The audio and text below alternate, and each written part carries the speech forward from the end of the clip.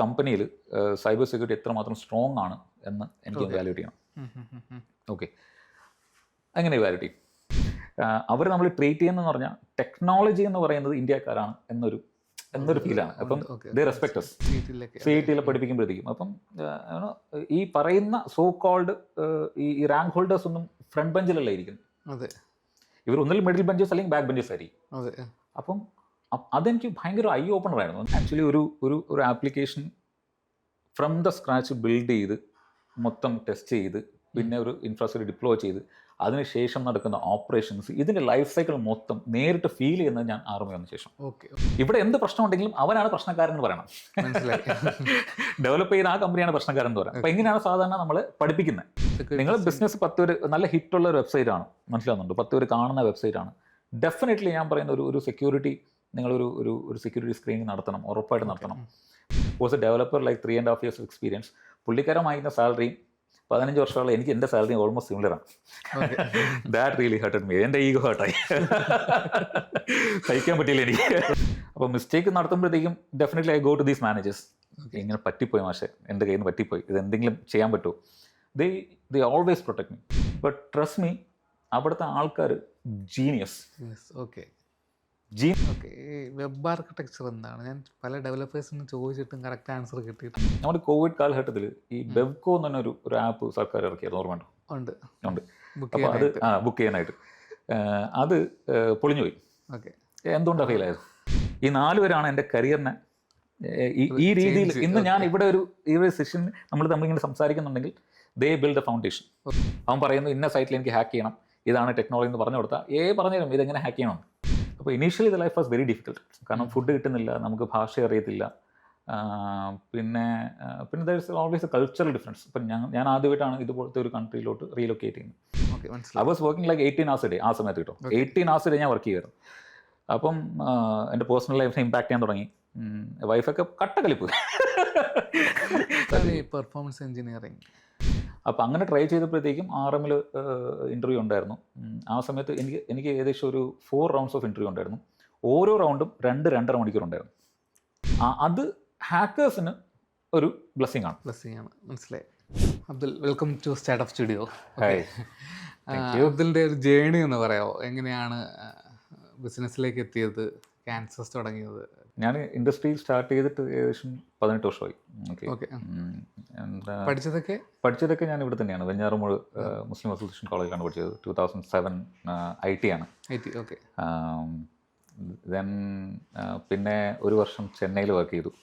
ഞങ്ങൾ പഠിച്ചിറങ്ങി നല്ല സമയമായിരുന്നു കേട്ടോ. ആ സമയത്ത് ഫുൾ റെസിഷൻ ഓർമ്മയുണ്ടോ? നമ്മൾ 2007-2008 റെസിഷൻ. അപ്പോൾ ആ സമയത്ത് ഞാൻ പഠിച്ചിറങ്ങിയപ്പോൾ എനിക്ക് ഏകദേശം ഒരു 8 ഓഫർ ലെറ്റർ ഉണ്ടായിരുന്നു ക്യാമ്പസ് പ്ലേസ്മെൻറ്റ് കൂടെ. പക്ഷേ അൺഫോർച്ചുനേറ്റ്ലി ആ സമയത്ത് റെസിഷൻ കാരണം എനിക്ക് നല്ല കമ്പനീസിലൊന്നും അവർ പ്ലേസ്മെൻ്റ് ഒക്കെ ഹോൾഡ് ആക്കി, റെസിഷൻ കാരണം ഹോൾഡ് ചെയ്തു. Then I got into network support engineer ആയിട്ടാണ് ഞാൻ കരിയർ സ്റ്റാർട്ട് ചെയ്യുന്നത്. ചെന്നൈയിലെ ഒരു കമ്പനിയിലാണ് സ്റ്റാർട്ട് ചെയ്യുന്നത്. ഒരു എന്താ പറയുന്നത്, ഒരു കരിയറിൽ നമ്മൾ 5,000 rupees സാലറി ഒക്കെ മേടിച്ച് ഇരിക്കുന്ന സ്ഥലമല്ലേ? ഓർമ്മയുണ്ട്, നമ്മൾ ഒരു 5,000 രൂപ സാലറി മേടിക്കുന്നു, എന്നിട്ട് അവിടെ ഒരു 8 പേര് ചേർന്ന് ഒരു മുറിക്കകത്ത് താമസിക്കുന്നു. That is like unforgettable moments in my life എന്താണെന്ന് പഠിപ്പിച്ച ഒരു ഇൻസിഡൻസ് ആയിരുന്നു. അപ്പോൾ അവിടെ ആ ഒരു ഇനീഷ്യലി 5,000 rupees 6 മാസത്തേക്ക് സാലറി ആയിട്ട് വരുന്നു. പിന്നെ അത് 5,000 10,000 ആകുന്നു. അപ്പോൾ അതാണ് ജോബ്, ക്യാമ്പസ് പ്ലേസ്മെൻറ്റ് തന്നെയായിരുന്നു. എന്നിട്ട് പിന്നെ അവിടെ 10,000 ആകുന്നു. പക്ഷെ ഒരു കുറച്ച് സമയം കഴിഞ്ഞപ്പോഴത്തേക്കും എനിക്ക് അവിടുത്തെ ഈ ഞങ്ങൾ 8 പേര് ചേർന്ന ഇത് ഒരു ചെറിയൊരു മുറിയാണ്. ഒരു 100-150 square feet അത്രേ കാണത്തുള്ളൂ. അപ്പോൾ ഇതിൻ്റെ അകത്ത് ഒരു വെന്റിലേഷൻ പോലും ഇല്ലാത്ത മുറിക്കകത്ത് ഒരു 8 പേര് താമസിക്കുമ്പോഴത്തേക്കും ഉണ്ടാവുന്ന ആദ്യത്തെ അസ്വസ്ഥതകളൊന്നും ഇല്ലായിരുന്നു. പക്ഷെ കുറച്ച് കഴിഞ്ഞപ്പോഴത്തേക്കും എനിക്ക് അവിടുത്തെ സമ്മറൊന്നും തീരെ എനിക്ക് സഹിക്കാൻ പറ്റാത്ത സിറ്റുവേഷനിലോട്ട് പോയി. അപ്പോൾ ലക്കിലി എനിക്ക് കൊച്ചിയിൽ നിന്ന് ഒരു കോൾ വന്നു, ഇങ്ങനെ ഒരു ഓപ്പണിംഗ് ഉണ്ട്, ഇപ്പം നിങ്ങൾ ചെയ്യുന്ന സെയിം ജോലി തന്നെയാണ്, നിങ്ങൾക്ക് വരണമെങ്കിൽ വരാം, പക്ഷെ പെട്ടെന്ന് വരണം. പെട്ടെന്ന് വരണം. നിങ്ങൾ ഈ 2 മാസം നോട്ടീസ് പീരീഡ് ഒന്നും പറ്റത്തില്ല, പെട്ടെന്ന് വരണം. അപ്പോൾ പിന്നെ ഞാൻ ഒന്നും നോക്കിയില്ല, ഞാൻ ചെന്നൈ മതിയാക്കി നേരെ കൊച്ചിയിലോട്ട് ചാടി അവിടെ ഒരു 1.5 വർഷം സെയിം നെറ്റ്വർക്ക് സപ്പോർട്ട് അവിടെയാണ്. അപ്പം കൊച്ചി നമ്മുടെ നാടാണല്ലോ, നമുക്ക് എന്തുകൊണ്ട് ചെയ്യാമല്ലോ. പിന്നെ എനിക്ക് വീട്ടിലോട്ട് വന്നു പോകാൻ നമുക്ക് എളുപ്പമുണ്ട്, ട്രിവാൻഡ്രം ആണ്, ആഴ്ച തോറും ഞാൻ വീട്ടിൽ വരുമായിരുന്നു. അപ്പം ആ ഒരു ഐ തിങ്ക് 2008 ഏപ്രിൽ മുതൽ 2009 സെപ്റ്റംബർ വരെ ഞാൻ കൊച്ചിയിലുണ്ടായിരുന്നു. ഓക്കെ. അപ്പോൾ എന്നിട്ട് ആ ജേണി അവിടെ ഒരു ചെറിയൊരു ഒരു ഒരു ഒരു ഒരു ബ്രേക്ക് വന്നു. എന്താണെന്ന് പറഞ്ഞാൽ ഫാമിലിയിലെ കുറച്ച് പേഴ്സണൽ കാര്യങ്ങൾ കാരണം എനിക്ക് ജോലി റിസൈൻ ചെയ്തിട്ട് വീട്ടിലോട്ട് വരേണ്ട ഒരു ആവശ്യം വന്നു. ഓക്കെ. സോ ഒരു 2009 സെപ്റ്റംബർ മുതൽ 2009 ഡിസംബർ വരെ എനിക്ക് IT ജോലിയില്ലായിരുന്നു. ഓക്കെ. IT ജോലിയില്ലായിരുന്നു. ഓക്കെ. പക്ഷെ ഞാൻ ഗസ്റ്റ് ലെക്ചറായിട്ട് CET പഠിപ്പിക്കുകയായിരുന്നു. ഓക്കെ. CET പഠിപ്പിക്കുകയായിരുന്നു. പക്ഷേ IT ജോലി, CET പഠിപ്പിക്കുകയായിരുന്നു. പഠിപ്പിക്കുക. That was A different experience. കാരണം CET പഠിക്കാനുള്ള യോഗ്യത ഇല്ലായിരുന്നു എനിക്ക്. പഠിപ്പിക്കാൻ പറ്റി. ദാറ്റ് ഈസ് അപ്പം അവിടെ പഠിപ്പിക്കുമ്പോഴത്തേക്കും അപ്പോഴാണ് ഞാൻ അറിയുന്നത് ഈ ഈ ഈ കുട്ടികൾ ഞങ്ങൾ പറയുന്നതൊക്കെ ഞങ്ങൾ കാണും, പേപ്പറിലൊക്കെ വരുന്നുണ്ട്. പണ്ട് എനിക്ക് നമ്മുടെയൊക്കെ ഏജിൽ ഈ എഞ്ചിനീയറിംഗിൻ്റെ ഫസ്റ്റ് റാങ്ക് മേടിക്കുന്ന ആൾക്കാരുടെയൊക്കെ അല്ലെങ്കിൽ എൻട്രൻസിന് ഫസ്റ്റ് അവരുടെ പേരൊക്കെ വരുമല്ലോ. അപ്പം അവർ എത്രമാത്രം ബ്രില്യൻ്റ് ആണ്, അവർ ചിന്തിക്കുന്നത് ഏത് രീതിയിലാണ് ചിന്തിക്കുന്നത് എന്നൊരു എക്സ്പോഷർ കിട്ടിയ ഒരു മൊമെൻ്റ് ആയിരുന്നു ആ ഒരു സമയം CET പഠിപ്പിക്കുമ്പോഴത്തേക്കും. അപ്പം ഈ പറയുന്ന സോ കോൾഡ് ഈ റാങ്ക് ഹോൾഡേഴ്സ് ഒന്നും ഫ്രണ്ട് ബെഞ്ചിലല്ല ഇരിക്കുന്നത്. അതെ, ഇവർ ഒന്നിൽ മിഡിൽ ബെഞ്ചസ് അല്ലെങ്കിൽ ബാക്ക് ബെഞ്ചസ് ആയിരിക്കും. അതെ. അപ്പം അതെനിക്ക് ഭയങ്കര ഐ ഓപ്പണർ ആയിരുന്നു. എന്നാൽ ഇത്രയും എന്തോ പറയുന്നത് ഭയങ്കര ഡൈവേഴ്സ് ആയിട്ടുള്ള ആൾക്കാരുമായിട്ട് കുട്ടികളുമായിട്ട് സംസാരിക്കാനും, ഇത് കേരളത്തിൽ മാത്രമല്ല കേരളത്തിന് പുറത്തും കുട്ടികളുണ്ടായിരുന്നു കേട്ടോ. അപ്പം അവരുമായിട്ട് ഇൻട്രാക്ട് ചെയ്യാനുള്ള ഒരു moment that was really good. പിന്നെ ആ ഒരു അത് പാർട്ട് ടൈം ആയിരുന്നു, ഞാൻ പഠിപ്പിക്കുന്ന പാർട്ട് ടൈം ആയിരുന്നു. ഓക്കെ. പിന്നെ അതിനുശേഷം 2009 ഞാൻ UST കയറി. UST almost similar kind of job, but UST ഒരു സർവീസ് ബേസ്ഡ് കമ്പനിയാണ്, അതറിയാമല്ലോ. അപ്പോൾ അവിടെ ഞാൻ കരിയർ സ്റ്റാർട്ട് ചെയ്യുന്നത് നോക്കിലാണ് സ്റ്റാർട്ട് ചെയ്യുന്നത്. നെറ്റ്വർക്ക് ഓപ്പറേഷൻ സെൻറ്റർ എന്ന് പറയും. അപ്പോൾ നെറ്റ്വർക്ക് ഓപ്പറേഷൻ എന്ന് പറയുന്നത് ഇപ്പോൾ ഞങ്ങളൊരു ബേസിക്കലി ഞങ്ങൾ നാസയൊക്കെ കാണിക്കത്തില്ല, ISRO കാണിക്കത്തില്ല. അപ്പോൾ അതുപോലെ ഒരു വലിയൊരു മുറി കാണും, ഒരുപാട് TV കാണും, മനസ്സിലായില്ലേ? അതിൻ്റെ അകത്ത് കുറേ മോണിറ്ററിങ്ങിൽ ഇങ്ങനെ കുറേ എന്താ പറയുക, നമ്മുടെ ഹാർട്ട് ബീറ്റ് കുറേ പൾസ് കാണും. അപ്പോൾ ഇതെന്താ ചെയ്യണമെന്ന് പറഞ്ഞാൽ ഇത് ഒരു കമ്പനിയുടെ ഇൻഫ്രാസ്ട്രക്ചർ മോണിറ്റർ ചെയ്യണം. ഓക്കെ. ആപ്ലിക്കേഷൻ ഹെൽത്തി ആണോ, സെർവേഴ്സ് ഹെൽത്തി ആണോ എന്നൊക്കെ മോണിറ്റർ ചെയ്യായിരുന്നു. അപ്പം അതൊരു ടേണിംഗ് പോയിന്റ് ഓഫ് മൈ ലൈഫായിരുന്നു. കാരണം എന്ന് പറഞ്ഞാൽ ഞാൻ അത്രയും നാളും ഞാൻ നെറ്റ്വർക്കിൽ മാത്രമേ എനിക്കറിയാം. ഇപ്പം നെറ്റ്വർക്കിൽ നിങ്ങൾ എന്ത് ചോദിച്ചാലും എനിക്കറിയാം. ആ ലെവലിൽ ഇതിന് ഡിവൈസ് സ്പെസിഫിക് അല്ല ഞാൻ പറയുന്നത്, പക്ഷേ ഓവറോൾ നെറ്റ്വർക്കിൻ്റെ ഒരു ഹോളിസ്റ്റിക് വ്യൂ എനിക്കുണ്ട്. പക്ഷേ സെർവർ സൈഡും ഇൻഫ്രാസ്ട്രക്ചർ സൈഡും എനിക്ക് അറിയത്തില്ല. ഓക്കെ. അപ്പം അവിടെ എനിക്കത് പഠിക്കാൻ പറ്റി. ഒരു ഈ ITIL എന്നൊക്കെ പറയും. അപ്പോൾ അതിനൊക്കെ ബേസ് ചെയ്ത് കുറേ സർട്ടിഫിക്കേഷൻസ് ഒക്കെ ഞാൻ ചെയ്തു തുടങ്ങി. പിന്നെ ഗ്രാജുവലി ആ ഒരു പ്രോജക്റ്റ് എനിക്ക് ഒരു ഷിഫ്റ്റിലൊക്കെ ആയിരുന്നു, കുറച്ച് ഷിഫ്റ്റിലൊക്കെ ആയിരുന്നു വർക്ക് ചെയ്തപ്പോഴത്തേക്കും നമ്മുടെ USTക്ക് അകത്ത് തന്നെ ഞാൻ വേറെ കുറേ ഓപ്പർച്യൂണിറ്റീസ് ഒക്കെ നോക്കി തുടങ്ങി. അപ്പോൾ ഞങ്ങൾ ഒരു 1.5 വർഷം കൊണ്ട് നമ്മൾ നല്ലൊരു നെറ്റ്വർക്ക് അവിടെ ബിൽഡ് ചെയ്തു USTയിൽ. അപ്പോൾ ആ ഒരു നെറ്റ്വർക്കിൻ്റെ ബേസിൽ എനിക്ക് വേറെ കുറേ പ്രോജക്ട്സ് ഒക്കെ കിട്ടി. അപ്പം ഞാൻ USTയിൽ സത്യം പറഞ്ഞാൽ in my career through UST from 2009 to 2015 ഞാൻ വർക്ക് ചെയ്യാത്ത മേഖലകളില്ല. ഞാൻ നോക്കിൽ സ്റ്റാർട്ട് ചെയ്തു, പിന്നെ ഞാൻ കുറച്ച് ദിവസം ഡേറ്റ അനലിസ്റ്റായിട്ട് വർക്ക് ചെയ്തു, കുറച്ച് ദിവസം ബിസിനസ് അനലിസ്റ്റായിട്ട് വർക്ക് ചെയ്തു, കുറച്ച് ദിവസം ഡെവലപ്പറായിട്ട് വർക്ക് ചെയ്തു, കുറച്ച് ദിവസം ആപ്ലിക്കേഷൻ സപ്പോർട്ടായിട്ട് വർക്ക് ചെയ്തു, പിന്നെ ലാസ്റ്റ് ഫേസ് എന്ന് പറയുന്നത് ഞാൻ സോഫ്റ്റ്വെയർ ടെസ്റ്റിങ്ങിലാണ് വർക്ക് ചെയ്തത്. സോ ഓൾമോസ്റ്റ് എല്ലാം ആയി ഈ ഒരു 6 വർഷം കരിയറിൽ. പിന്നെ ഇതിൻ്റെ ഇടയിൽ ഞാൻ ഒരു ഡെപ്യൂട്ടേഷന് ഞാൻ ഫാമിലിയായിട്ട് ഞങ്ങൾ മെക്സിക്കോയിലുണ്ടായിരുന്നു. USTയെ തന്നെ റെപ്രസെൻറ്റ് ചെയ്തായിരുന്നു. അവിടെ USTയുടെ ഒരു നിയർ ഷോർ സെൻറ്റർ സ്റ്റാർട്ട് ചെയ്യുന്ന ഒരു ഘട്ടമായിരുന്നു. അപ്പം ഞാനും ഫാമിലിയായിട്ടാണ് ആദ്യമായിട്ട് പുറത്ത് പോകുന്നത്. അപ്പോൾ അങ്ങനെ മെക്സിക്കോ ഒരു എൻറ്റയർ ഡിഫറെൻറ്റ് എക്സ്പീരിയൻസ്. ഇംഗ്ലീഷ് ആരും സംസാരിക്കത്തില്ല, ഞങ്ങളെ ഇന്ത്യൻ ഫുഡ് ഒന്നും തന്നെ കിട്ടത്തില്ല. ഞങ്ങൾ താമസിച്ച സ്ഥലം കേട്ടോ, ഞാൻ പറയുന്നത് മെക്സിക്കോ സിറ്റി അല്ല, ഞങ്ങൾ താമസിക്കുന്ന ലെയോൺ എന്നൊരു ചെറിയൊരു സിറ്റിയിലാണ് താമസിക്കുന്നത്. അവിടെ ഇന്ത്യൻ ഫുഡ് നമുക്ക് ഒന്നും തന്നെ കിട്ടത്തില്ല. ഈവൻ ഞങ്ങളിവിടുന്ന് പറയത്തില്ല, ഈ മഞ്ഞപ്പൊടി മുളക് പൊടി ഇതുപോലും കിട്ടത്തില്ല. ഓക്കെ. ഞാനും വൈഫും എൻ്റെ മോള് ഒരു 1.5 വയസ്സുള്ള മോളും കൂടെ ഉണ്ടായിരുന്നു. അപ്പോൾ initially the life was very difficult. കാരണം ഫുഡ് കിട്ടുന്നില്ല, നമുക്ക് ഭാഷ അറിയത്തില്ല. പിന്നെ there is always A cultural difference. ഇപ്പം ഞാൻ ആദ്യമായിട്ടാണ് ഇതുപോലത്തെ ഒരു കൺട്രിയിലോട്ട് റീലൊക്കേറ്റ് ചെയ്യുന്നത്. ഒരു initial 3 months was very difficult. പിന്നെ കുറച്ച് കഴിഞ്ഞപ്പോഴത്തേക്കും ഒരു എന്തോ ഒരു അവിടുത്തെ ആൾക്കാരെ നമ്മൾ അക്സെപ്റ്റ് ചെയ്യാൻ തുടങ്ങി. ഓക്കെ, മനസ്സിലായി. ഇപ്പം ഞാൻ യൂറോപ്പിൽ നിന്നിട്ടുണ്ട്, ഞാൻ US പിന്നെ നോർത്ത് അമേരിക്ക നിന്നിട്ടുണ്ട്, പിന്നെ കുറച്ച് കാലം ഫാർ ഈസ്റ്റ് നിന്നിട്ടുണ്ട്. പക്ഷെ അവിടെയൊന്നും കാണാത്ത ഒരു അക്സെപ്റ്റൻസ് എന്ന് പറയുന്നത് മെക്സിക്കോയിൽ നിന്നപ്പോഴത്തേക്കും റേസിസം തീരെയില്ല കേട്ടോ. അവിടെ തീരെയില്ല. പിന്നെ ഈ മെക്സിക്കോ എന്ന് പറയുമ്പോൾ എല്ലാവരും പറയുന്നത് നിങ്ങൾ അവിടെ ഈ അധോലോകം എന്നൊക്കെ പറയത്തില്ലേ, നിങ്ങൾ സേഫ് ആയിരുന്നു അവിടെ.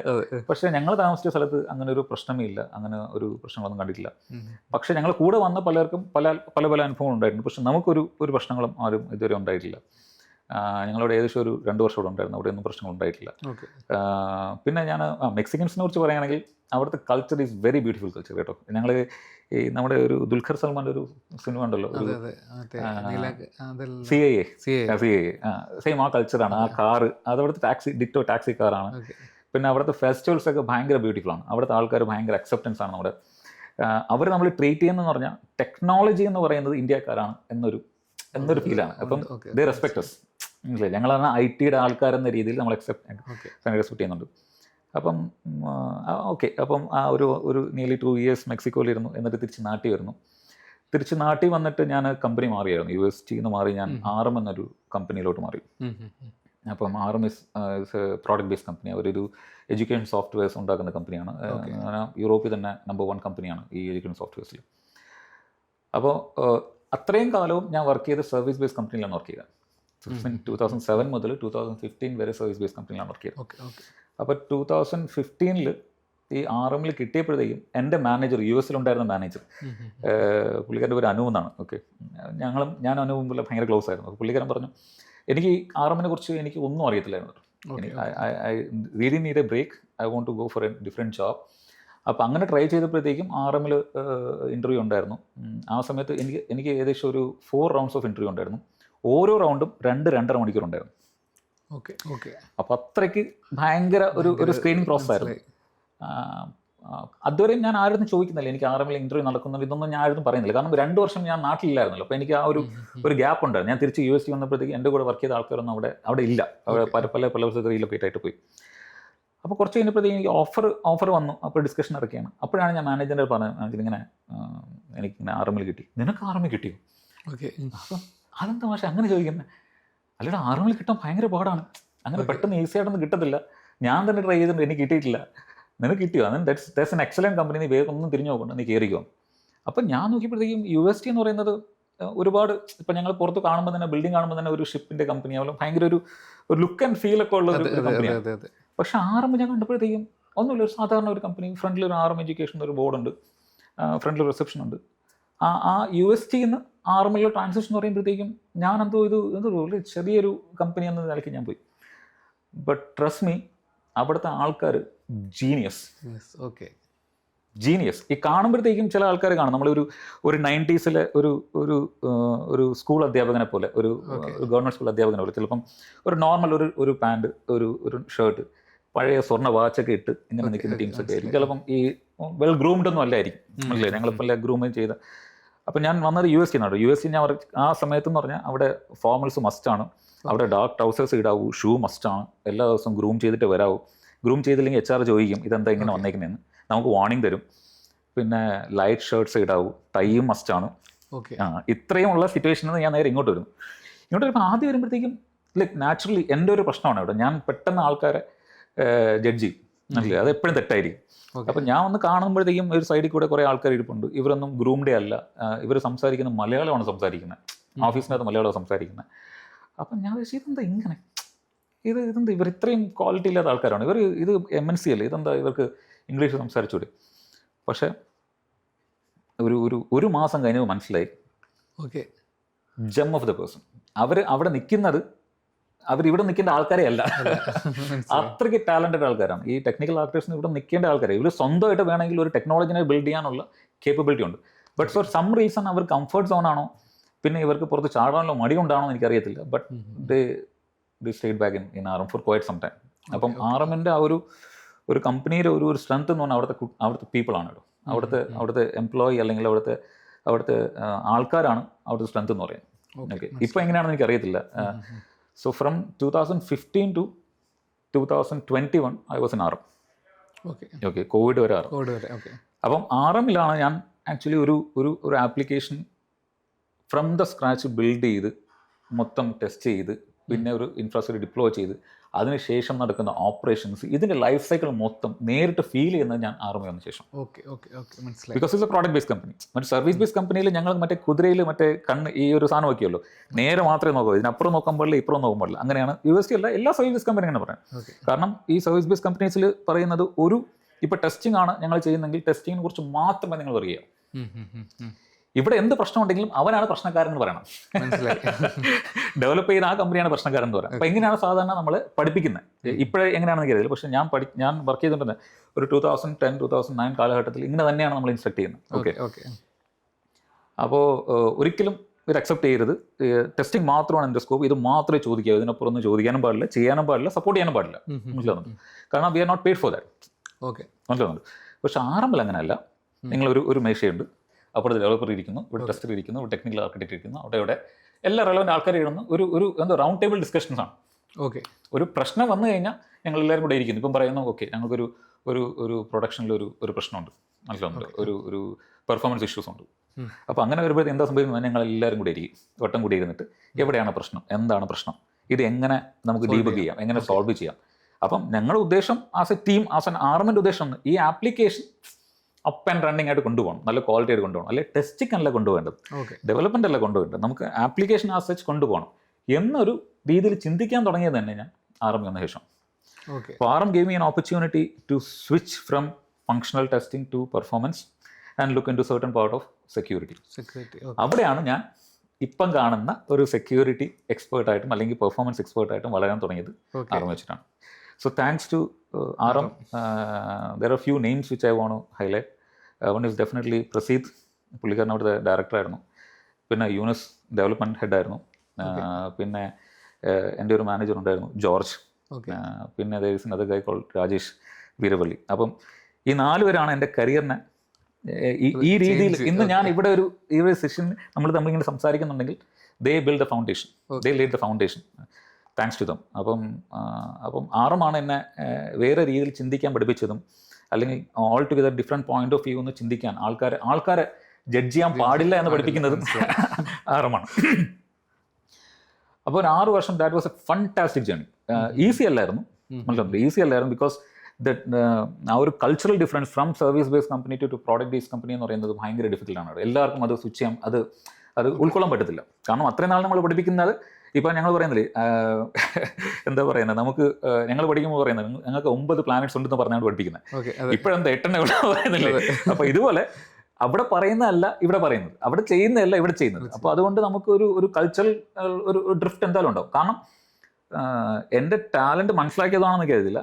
എന്നെ യൂണിവേഴ്സ് ഒറ്റയ്ക്ക് വിളിച്ചുകൊണ്ട് പോയി, അബ്ദുൾ നീ ചെയ്യുന്നതൊക്കെ ശരിയാണ്, പക്ഷേ അത് USTയിൽ ശരിയായിരിക്കാം, സർവീസ് ബേസ്ഡ് കമ്പനിയിൽ ശരിയായിരിക്കാം, പക്ഷേ ഇവിടെ ഇങ്ങനെയല്ല. ഇവിടെ ടീം എന്ന് പറയുന്ന RM എന്നൊരു ടീമാണ്, അല്ല ടെസ്റ്റിംഗ് എന്നൊരു ടീമല്ല, ഡെവലപ്മെന്റ് എന്ന ടീമല്ല, ബിസിനസ് BA എന്ന് പറഞ്ഞ ടീമല്ല, ടെക്നിക്കൽ ആർക്കും ടീമല്ല. ടീം എന്ന് പറഞ്ഞാൽ RM എന്നൊരു ടീമാണ്. ഒരു കൊളാബറേഷൻ പഠിപ്പിക്കുന്ന. ദേ വർ ഓൾസോ വെരി പേഷ്യൻറ്റ്. ഞാൻ കുറേ മണ്ടത്തരം കാണിച്ചു, അതിനൊക്കെ പേഷ്യൻ്റായിട്ട് ഇരുന്ന കാര്യങ്ങളൊക്കെ എന്നെ ഗ്രൂം ചെയ്തെല്ലാം കൊണ്ടുവന്നു.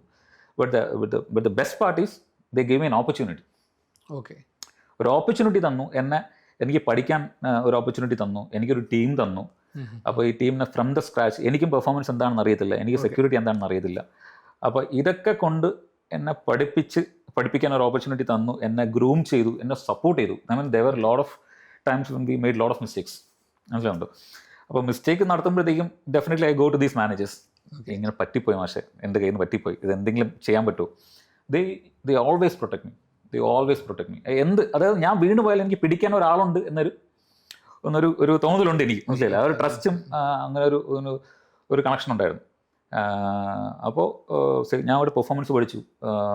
Performance I think we have done performance testing for nearly 11 applications. 11 ആപ്ലിക്കേഷൻസിന് പെർഫോമൻസ് ടെസ്റ്റിംഗ് നമ്മൾ one or the other way ഞങ്ങളത് ഇൻവോൾവ് ചെയ്തിട്ടുണ്ട്. പിന്നെ security only few applications, 1 or 2 applications മാത്രമേ സെക്യൂരിറ്റി സപ്പോർട്ട് ചെയ്തിട്ടുള്ളൂ. But still security was also a foundation there. അവിടെ എനിക്ക് UK പോകാൻ ഒരുപാട് ഓപ്പർച്യൂണിറ്റി കിട്ടി. കുറേ പ്രാവശ്യം UK പോയി. പിന്നെ സിംഗപ്പൂർ 2-3 വർഷം പോയി. അപ്പം പുറത്തെ നാടുകൾ കാണാൻ ഓപ്പർച്യൂണിറ്റി കിട്ടി. ആൻഡ് ദെൻ ഈ നമ്മൾ ഓസ്ട്രേലിയയിൽ അവിടെ ഒരു ആർമിൻ്റെ ഒരു ഓഫീസ് സ്റ്റാർട്ട് ചെയ്തു, ഒരു കമ്പനി അക്വയർ ചെയ്തു, അവിടെ ഒരു ഓഫീസ് സ്റ്റാർട്ട് ചെയ്തു. There was some discussions going on with Australia. ആ സമയത്താണ് കോവിഡ് വരുന്നത്, നമ്മളെല്ലാം ക്ലോസ് ചെയ്യുന്നത്. അപ്പോൾ സോ ഫാർ ആ ഒരു 2021 കാലഘട്ടമായപ്പോഴത്തേക്കും എനിക്ക് പെർഫോമൻസിൻ്റെ I was an expert. Okay, security ഞാനിങ്ങനെ പടിപടിയായിട്ട് പഠിച്ചു വരുന്നേ ഉള്ളൂ.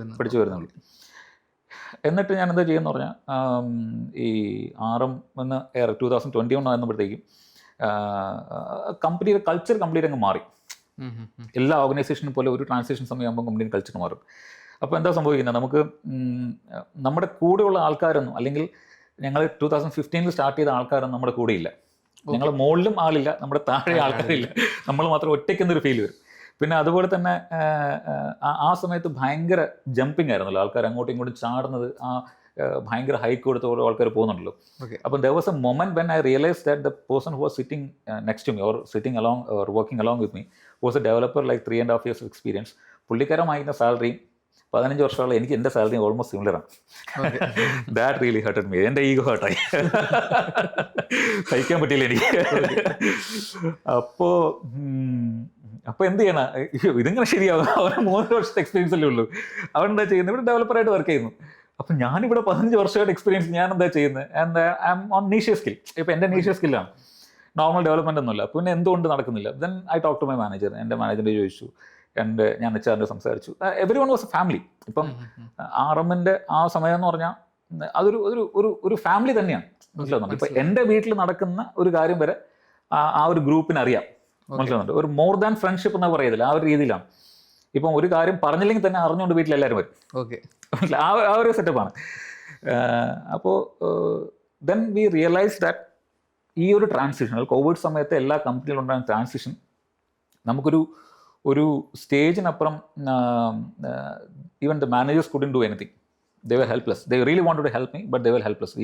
ഈ പറയുന്ന ഹൈക്കൊന്നും അവർക്ക് എക്സിസ്റ്റിംഗ് ഒരു എംപ്ലോയി കൊടുക്കാൻ പറ്റത്തില്ല, മനസ്സിലാവുന്നുണ്ട്. അപ്പോൾ അങ്ങനെ വന്നപ്പോഴത്തേക്കും ഞാൻ വിചാരിച്ചു, ഓക്കെ എന്നാൽ ഞാൻ കമ്പനി വിടുന്നു. ഓക്കെ, ഞാൻ കമ്പനി വിടാം, നമുക്ക് എന്തെങ്കിലും ജോലി നോക്കാം. Then I work with multiple companies. ഒരു പെർമനൻ്റ് ആയിട്ടും അല്ലെങ്കിൽ ഒരു കൺസൾട്ടൻ്റ് ആയിട്ടും പല കമ്പനീസിൽ വർക്ക് ചെയ്തു. 2021 മുതൽ 2022 അവസാനമായപ്പോഴാണ് ഞാൻ കമ്പനി രജിസ്റ്റർ ചെയ്യുന്നത്. സത്യം പറഞ്ഞാൽ കമ്പനി രജിസ്റ്റർ ചെയ്യുന്നത് ഞാൻ വലിയ എൻ്റർപ്രണർ ആവുന്നുണ്ടോ, അല്ലെങ്കിൽ എന്താ പറയുന്നത്, വലിയൊരു കമ്പനി ബിൽഡ് ചെയ്യണം, ഒരു എംപയർ ബിൽഡ് ചെയ്യണം, അങ്ങനെ ഒരു തോന്നലേ എനിക്കില്ല കേട്ടോ. ഓക്കെ, ഞാൻ ഈ ഒരുപാട് കൺസൾട്ടിങ് ചെയ്തുകൊണ്ടിരുന്നപ്പോഴത്തേക്കും എനിക്ക് ഒരുപാട് വർക്ക് വരുന്നുണ്ടായിരുന്നു. ഈ പെർഫോമൻസ് ആണെങ്കിലും സെക്യൂരിറ്റി ഒരുപാട് വർക്ക് വന്നുണ്ടായിരുന്നു. അപ്പം ഒരു മൊമെന്റ് കഴിഞ്ഞപ്പോഴത്തേക്കും എനിക്ക് ഇതെല്ലാം കൂടെ ഹാൻഡിൽ ചെയ്യാൻ പറ്റും. I was working like 18 hours a day ആ സമയത്ത് കേട്ടോ. 18 hours a day ഞാൻ വർക്ക് ചെയ്യുമായിരുന്നു. അപ്പം എൻ്റെ പേഴ്സണൽ ലൈഫിനെ ഇമ്പാക്ട് ചെയ്യാൻ തുടങ്ങി. വൈഫൊക്കെ കട്ടക്കലിപ്പ്, പിള്ളേരൊക്കെ കളിയാക്കാൻ തുടങ്ങി. എപ്പോൾ നോക്കിയാലും അപ്പം ഇങ്ങനെ കമ്പ്യൂട്ടർ വെച്ചോണ്ടിരുന്നാൽ മതിയല്ലോ, ആ രീതിയിൽ കാര്യങ്ങളായി. കാരണം ഞങ്ങൾ പുറത്തൊന്നും ഇറങ്ങുന്നില്ല. അപ്പം ആ സമയത്തായപ്പോഴത്തേക്കും ഞാൻ വിചാരിച്ചു, ഓക്കെ ഒരാളും കൂടെ ഉണ്ടെങ്കിൽ നമുക്ക് കൊള്ളാം. പിന്നെ ആ എൻ്റെ തൊട്ട് മുന്നത്തെ വർഷത്തെ ഇൻകം ടാക്സ് സ്റ്റേറ്റ്മെൻറ്റ് കണ്ടപ്പോഴത്തേക്ക് എനിക്ക് തോന്നി ഇത് ശരിയാവില്ല, കൈവിട്ടു പോകും. അപ്പോൾ ഞാൻ വിചാരിച്ചു, ഓക്കെ എന്നാൽ എനിക്ക് ഒരുപാട് കൺസൾട്ട് ചെയ്യുന്ന ഒരുപാട് ആൾക്കാരൊന്നും ഇല്ലായിരുന്നു.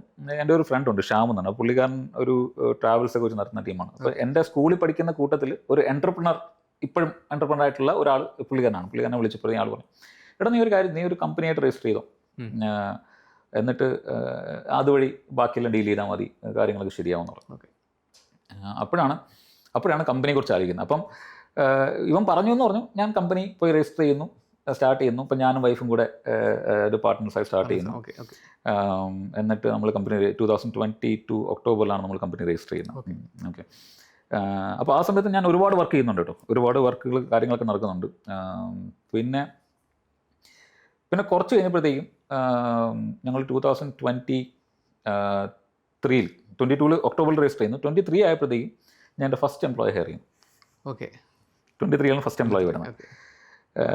ദെൻ സ്ലോലി ഞങ്ങളിങ്ങനെ ഗ്രോ ചെയ്തു. Now we are kind of A 15 member team. പിന്നെ നമ്മൾ സ്പെഷ്യലൈസ് ചെയ്യുന്ന പെർഫോമൻസ് ആൻഡ് സെക്യൂരിറ്റി മാത്രമേ ചെയ്യുന്നുള്ളൂ. ഇതാണ് നമ്മുടെ നീഷ്യ സ്കിൽസ്.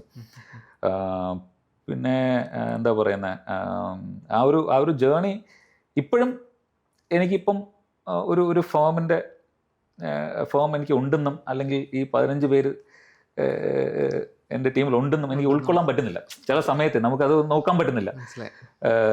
ഞാൻ ഒരിക്കലും ഡ്രീം ചെയ്തതല്ല. ഒരു ആക്സിഡൻ്റൽ എൻ്റർപ്രണർ എന്നൊക്കെ പറയുന്നില്ല, ആ ഒരു രീതിയാണ് എൻ്റെ.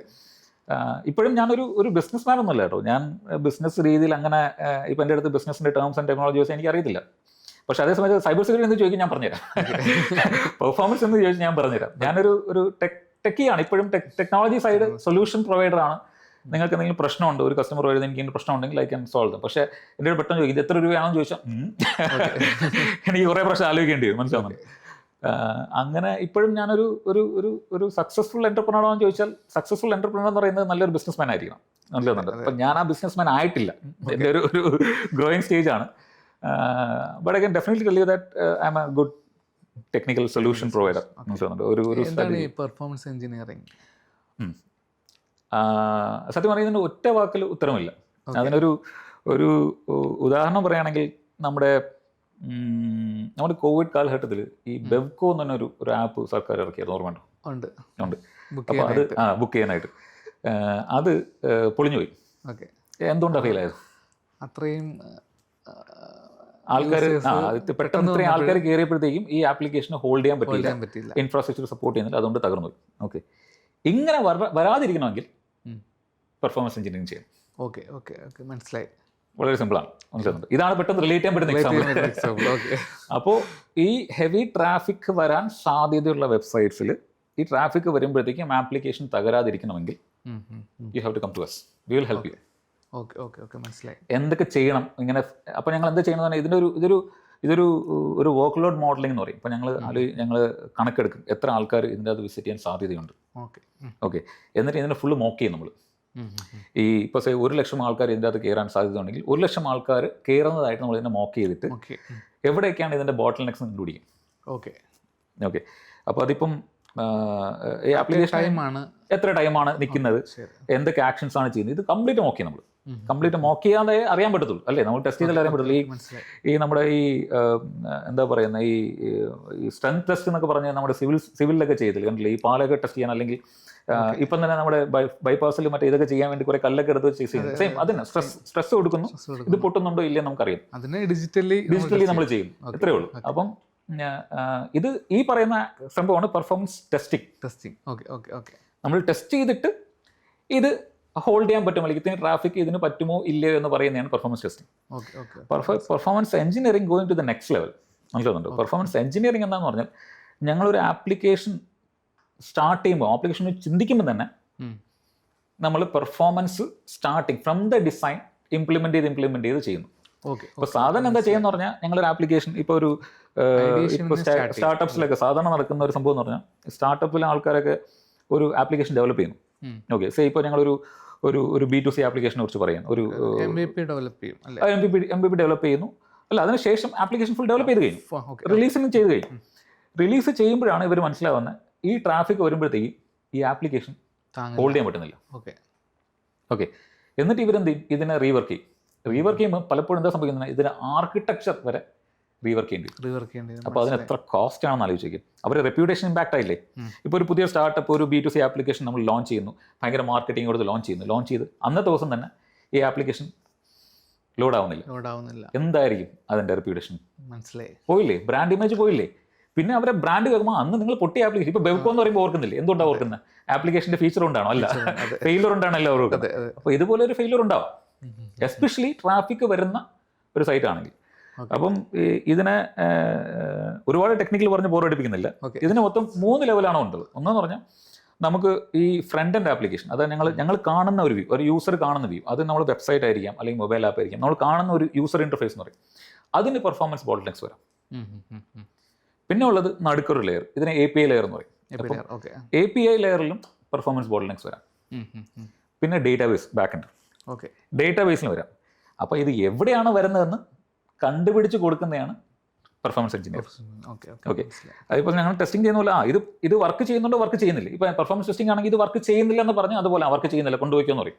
പക്ഷേ പെർഫോമൻസ് എഞ്ചിനീയറിംഗ് അല്ല, നിങ്ങൾ ആപ്ലിക്കേഷൻ ഡെവലപ്പ് ചെയ്യുമ്പോൾ അവരെ കൂടെ നിന്ന് ഇപ്പോൾ ടെക്നോളജി നമ്മൾ റിവ്യൂ ചെയ്യും, നിങ്ങൾ യൂസ് ചെയ്യുന്ന ടെക്നോളജി സപ്പോർട്ട് ചെയ്യുമോ ഇല്ലയോ, മനസ്സിലാകുന്നുണ്ട്. എന്നിട്ട് ഫ്രം ദ ഫേസ് 1 ഡിസൈൻ മുതൽ ബിസിനസ് റിക്വയർമെൻറ്റ് വരുന്ന മുതൽ ഓരോ ഫേസിലും നമ്മൾ പെർഫോമൻസ് കറക്റ്റായിട്ട് വർക്ക് ചെയ്യുന്നുണ്ടോ, നിങ്ങൾ എക്സ്പെക്ടേഷൻ മീറ്റ് ചെയ്യുന്നുണ്ടോ, ഈ പെർഫോമൻസിന് പറ്റിയ ടെക്നോളജിയാണോ നിങ്ങൾ യൂസ് ചെയ്യുന്നത്, പെർഫോമൻസിന് പറ്റിയ ഇൻഫ്രാസ്ട്രക്ചറാണോ യൂസ് ചെയ്യുന്നത്, ഫ്രണ്ട് എൻഡ് ഇതിനെ സപ്പോർട്ട് ചെയ്യുന്നുണ്ടോ, ഇതൊക്കെ നമ്മൾ ഒരു എഞ്ചിനീയർ ഇരുന്ന് ഓരോ സൈഡിലും ഇരുന്ന് ഓരോ പ്രാവശ്യം നമ്മൾ സെറ്റ് ചെയ്യും, ടാർഗറ്റ് സെറ്റ് ചെയ്യും, ഇവാലുവേറ്റ് ചെയ്യും, സെറ്റ് ചെയ്യും, ഇവാലുവേറ്റ് ചെയ്യും, അങ്ങനെ ചെക്ക് ചെയ്ത് പോകും. മനസ്സിലാവും.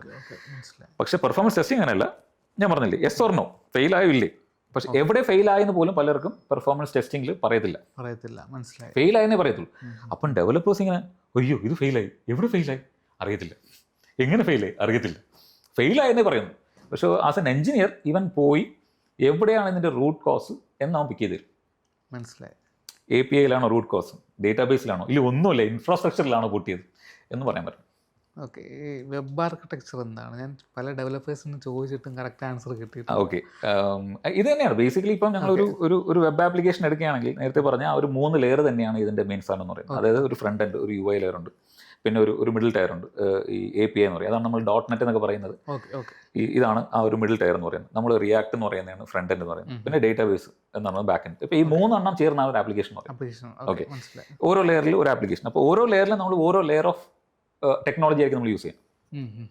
മനസ്സിലാവുന്നുണ്ട്? ഓരോ ലെയറിനും ഓരോ ടെക്നോളജി, ഇതെല്ലാം കൂടെ ചേർന്നിട്ടൊരു ആപ്ലിക്കേഷൻ. അപ്പോൾ ഈ ആപ്ലിക്കേഷൻ നമ്മൾ കൈവച്ചിട്ട് കാര്യമില്ലല്ലോ, ഇത് എവിടെയെങ്കിലും കൊണ്ട് ഹോസ്റ്റ് ചെയ്യണമല്ലോ. മനസ്സിലായി. ആ സെർവർ ഒരു ഹാർഡ്വെയർ ആണ്, അത് ക്ലൗഡ് ആവാം, ഓൺ പ്രീം ആവാം. മനസ്സിലാവുന്നുണ്ട്? അപ്പോൾ അങ്ങനെ ഹോസ്റ്റ് ചെയ്യുമ്പോഴത്തേക്കും ഈ ആപ്ലിക്കേഷൻ ഓൾ ടുഗെദർ നല്ല സാധനമായിരിക്കും, പക്ഷേ ഇത് ഹോസ്റ്റ് ചെയ്യുന്ന ഇൻഫ്രാസ്ട്രക്ചർ ചിലപ്പോൾ സപ്പോർട്ട് ചെയ്തില്ലായിരിക്കും. അപ്പോൾ എവിടെയാണ് ഇഷ്യൂ എന്ന് നമ്മൾ കണ്ടുപിടിച്ച്, അല്ലെങ്കിൽ എൻ്റെ ഒരു സജഷൻ എന്ന് പറഞ്ഞാൽ from design performance should be in there mind. മനസ്സിലായി. ലാസ്റ്റ് മിനിറ്റ് ചെയ്ത് കഴിഞ്ഞാൽ ഇതുപോലത്തെ ഭയങ്കര റിയാക്ടിച്ച് വരും. പക്ഷേ ആ സമയം കൊണ്ട് ഈ ഒരു പുതിയൊരു സ്റ്റാർട്ടപ്പോ അങ്ങനെ എന്തെങ്കിലും കമ്പനി ആണെങ്കിൽ ഇവരുടെ ബ്രാൻഡ് ഇമേജ് തന്നെ തകരും. മനസ്സിലായി.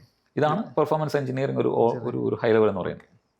സെക്യൂരിറ്റി സൈഡിൽ വരുമ്പോൾ സെക്യൂരിറ്റി സൈഡിലും ഇതുപോലെ തന്നെയാണ് കേട്ടോ. സെക്യൂരിറ്റിയും പെർഫോമൻസും ഗോ ഹാൻഡ് ഇൻ ഹാൻഡ് എന്നാണ് പറയാം. പെർഫോമൻസിനെ കുറിച്ച് എനിക്ക് തോന്നുന്നത് എല്ലാവർക്കും പറഞ്ഞു കൊടുക്കേണ്ട ആവശ്യം. ഇപ്പം ഹസൻ ചോദിച്ച പോലെ തന്നെ നമുക്ക് പെർഫോമൻസ് എഞ്ചിനീയറിംഗ് എന്താണെന്ന് പറഞ്ഞു തരേണ്ടി വരുന്നു. പക്ഷേ സെക്യൂരിറ്റി പലർക്കും അറിയാം, ഒരു ക്ലിയർ ആയിട്ട് അറിയത്തില്ല. പക്ഷെ എന്തോ പ്രശ്നമുണ്ട്. ഇത് സെക്യൂരിറ്റി എന്തെങ്കിലും പ്രശ്നം വന്നാൽ എൻ്റെ കോൺഫിഡൻഷ്യലിറ്റി കംപ്ലീറ്റ് പോകും, അല്ലെങ്കിൽ ഇപ്പം പറയുന്ന പോലെ ഈ പ്രൈവസി എന്നൊക്കെ പറയുമ്പോഴത്തേക്കും പലർക്കും അറിയാം. അപ്പോൾ ഈ സെക്യൂരിറ്റി എന്ന് പറയുന്നതും ഈ പല ലെയേഴ്സിലാണ് ഈ സാധനം ഉള്ളത്. അപ്പം ഇതിൽ ഒരു ബിസിനസ് റിക്വയർമെൻ്റ് ആയിട്ട് നമ്മളടുത്ത് വരുമ്പോഴത്തേക്കും നമ്മൾ ബിസിനസ്സിൻ്റെ അടുത്ത് തിരിച്ചു ചോദിക്കുന്നു, ഇതിന് നിങ്ങൾക്ക് സ്പെസിഫിക് ആയിട്ട് എന്തെങ്കിലും സെക്യൂരിറ്റി റിക്വയർമെൻറ്റ്സ് ഉണ്ടോ ഞാൻ ചോദിക്കുന്നു. അപ്പം കറക്റ്റ് റിക്വയർമെൻറ്റ്സ് ഉള്ള ആൾ ഉണ്ടെന്ന് പറയും. ഇല്ലെങ്കിൽ ആസ് എ സെക്യൂരിറ്റി എഞ്ചിനീയർ നിങ്ങൾ അതിൻ്റെ അകത്ത് പോവുക, ആപ്ലിക്കേഷൻ്റെ അകത്തോട്ട് പോവുക, ഇത് എന്താണ് ആപ്ലിക്കേഷൻ എന്താണെന്ന് മനസ്സിലാക്കുക, ഇത് ആരാണ് യൂസ് ചെയ്യാൻ പോകണമെന്ന് മനസ്സിലാക്കുക, എവിടെയാണ് ഇത് യൂസ് ചെയ്യുന്നത്, ടാർഗറ്റ് ഓഡിയൻസ് ആരൊക്കെയാണ്, ഇത് എവിടെയാണ് ഹോസ്റ്റ് ചെയ്യുന്നത്, ഇങ്ങനെ പല ചോദ്യങ്ങൾക്കുള്ള ഉത്തരങ്ങൾ ആദ്യം മനസ്സിലാക്കുക. മനസ്സിലാവും. ഇപ്പോൾ ഉദാഹരണത്തിന് ഇപ്പോൾ ഒരു ബാങ്കിങ് ആപ്ലിക്കേഷനിൽ യൂസ് ചെയ്യുന്ന സെക്യൂരിറ്റി അല്ല നമ്മളൊരു ഓൺലൈൻ എന്താ പറയുന്ന ഒരു ന്യൂസ് പേപ്പറിന് യൂസ് ചെയ്യുന്നത് അല്ലേ. ബാങ്കിങ്ങിൽ എത്ര സെക്യൂരിറ്റി ഉണ്ട് അല്ലേ.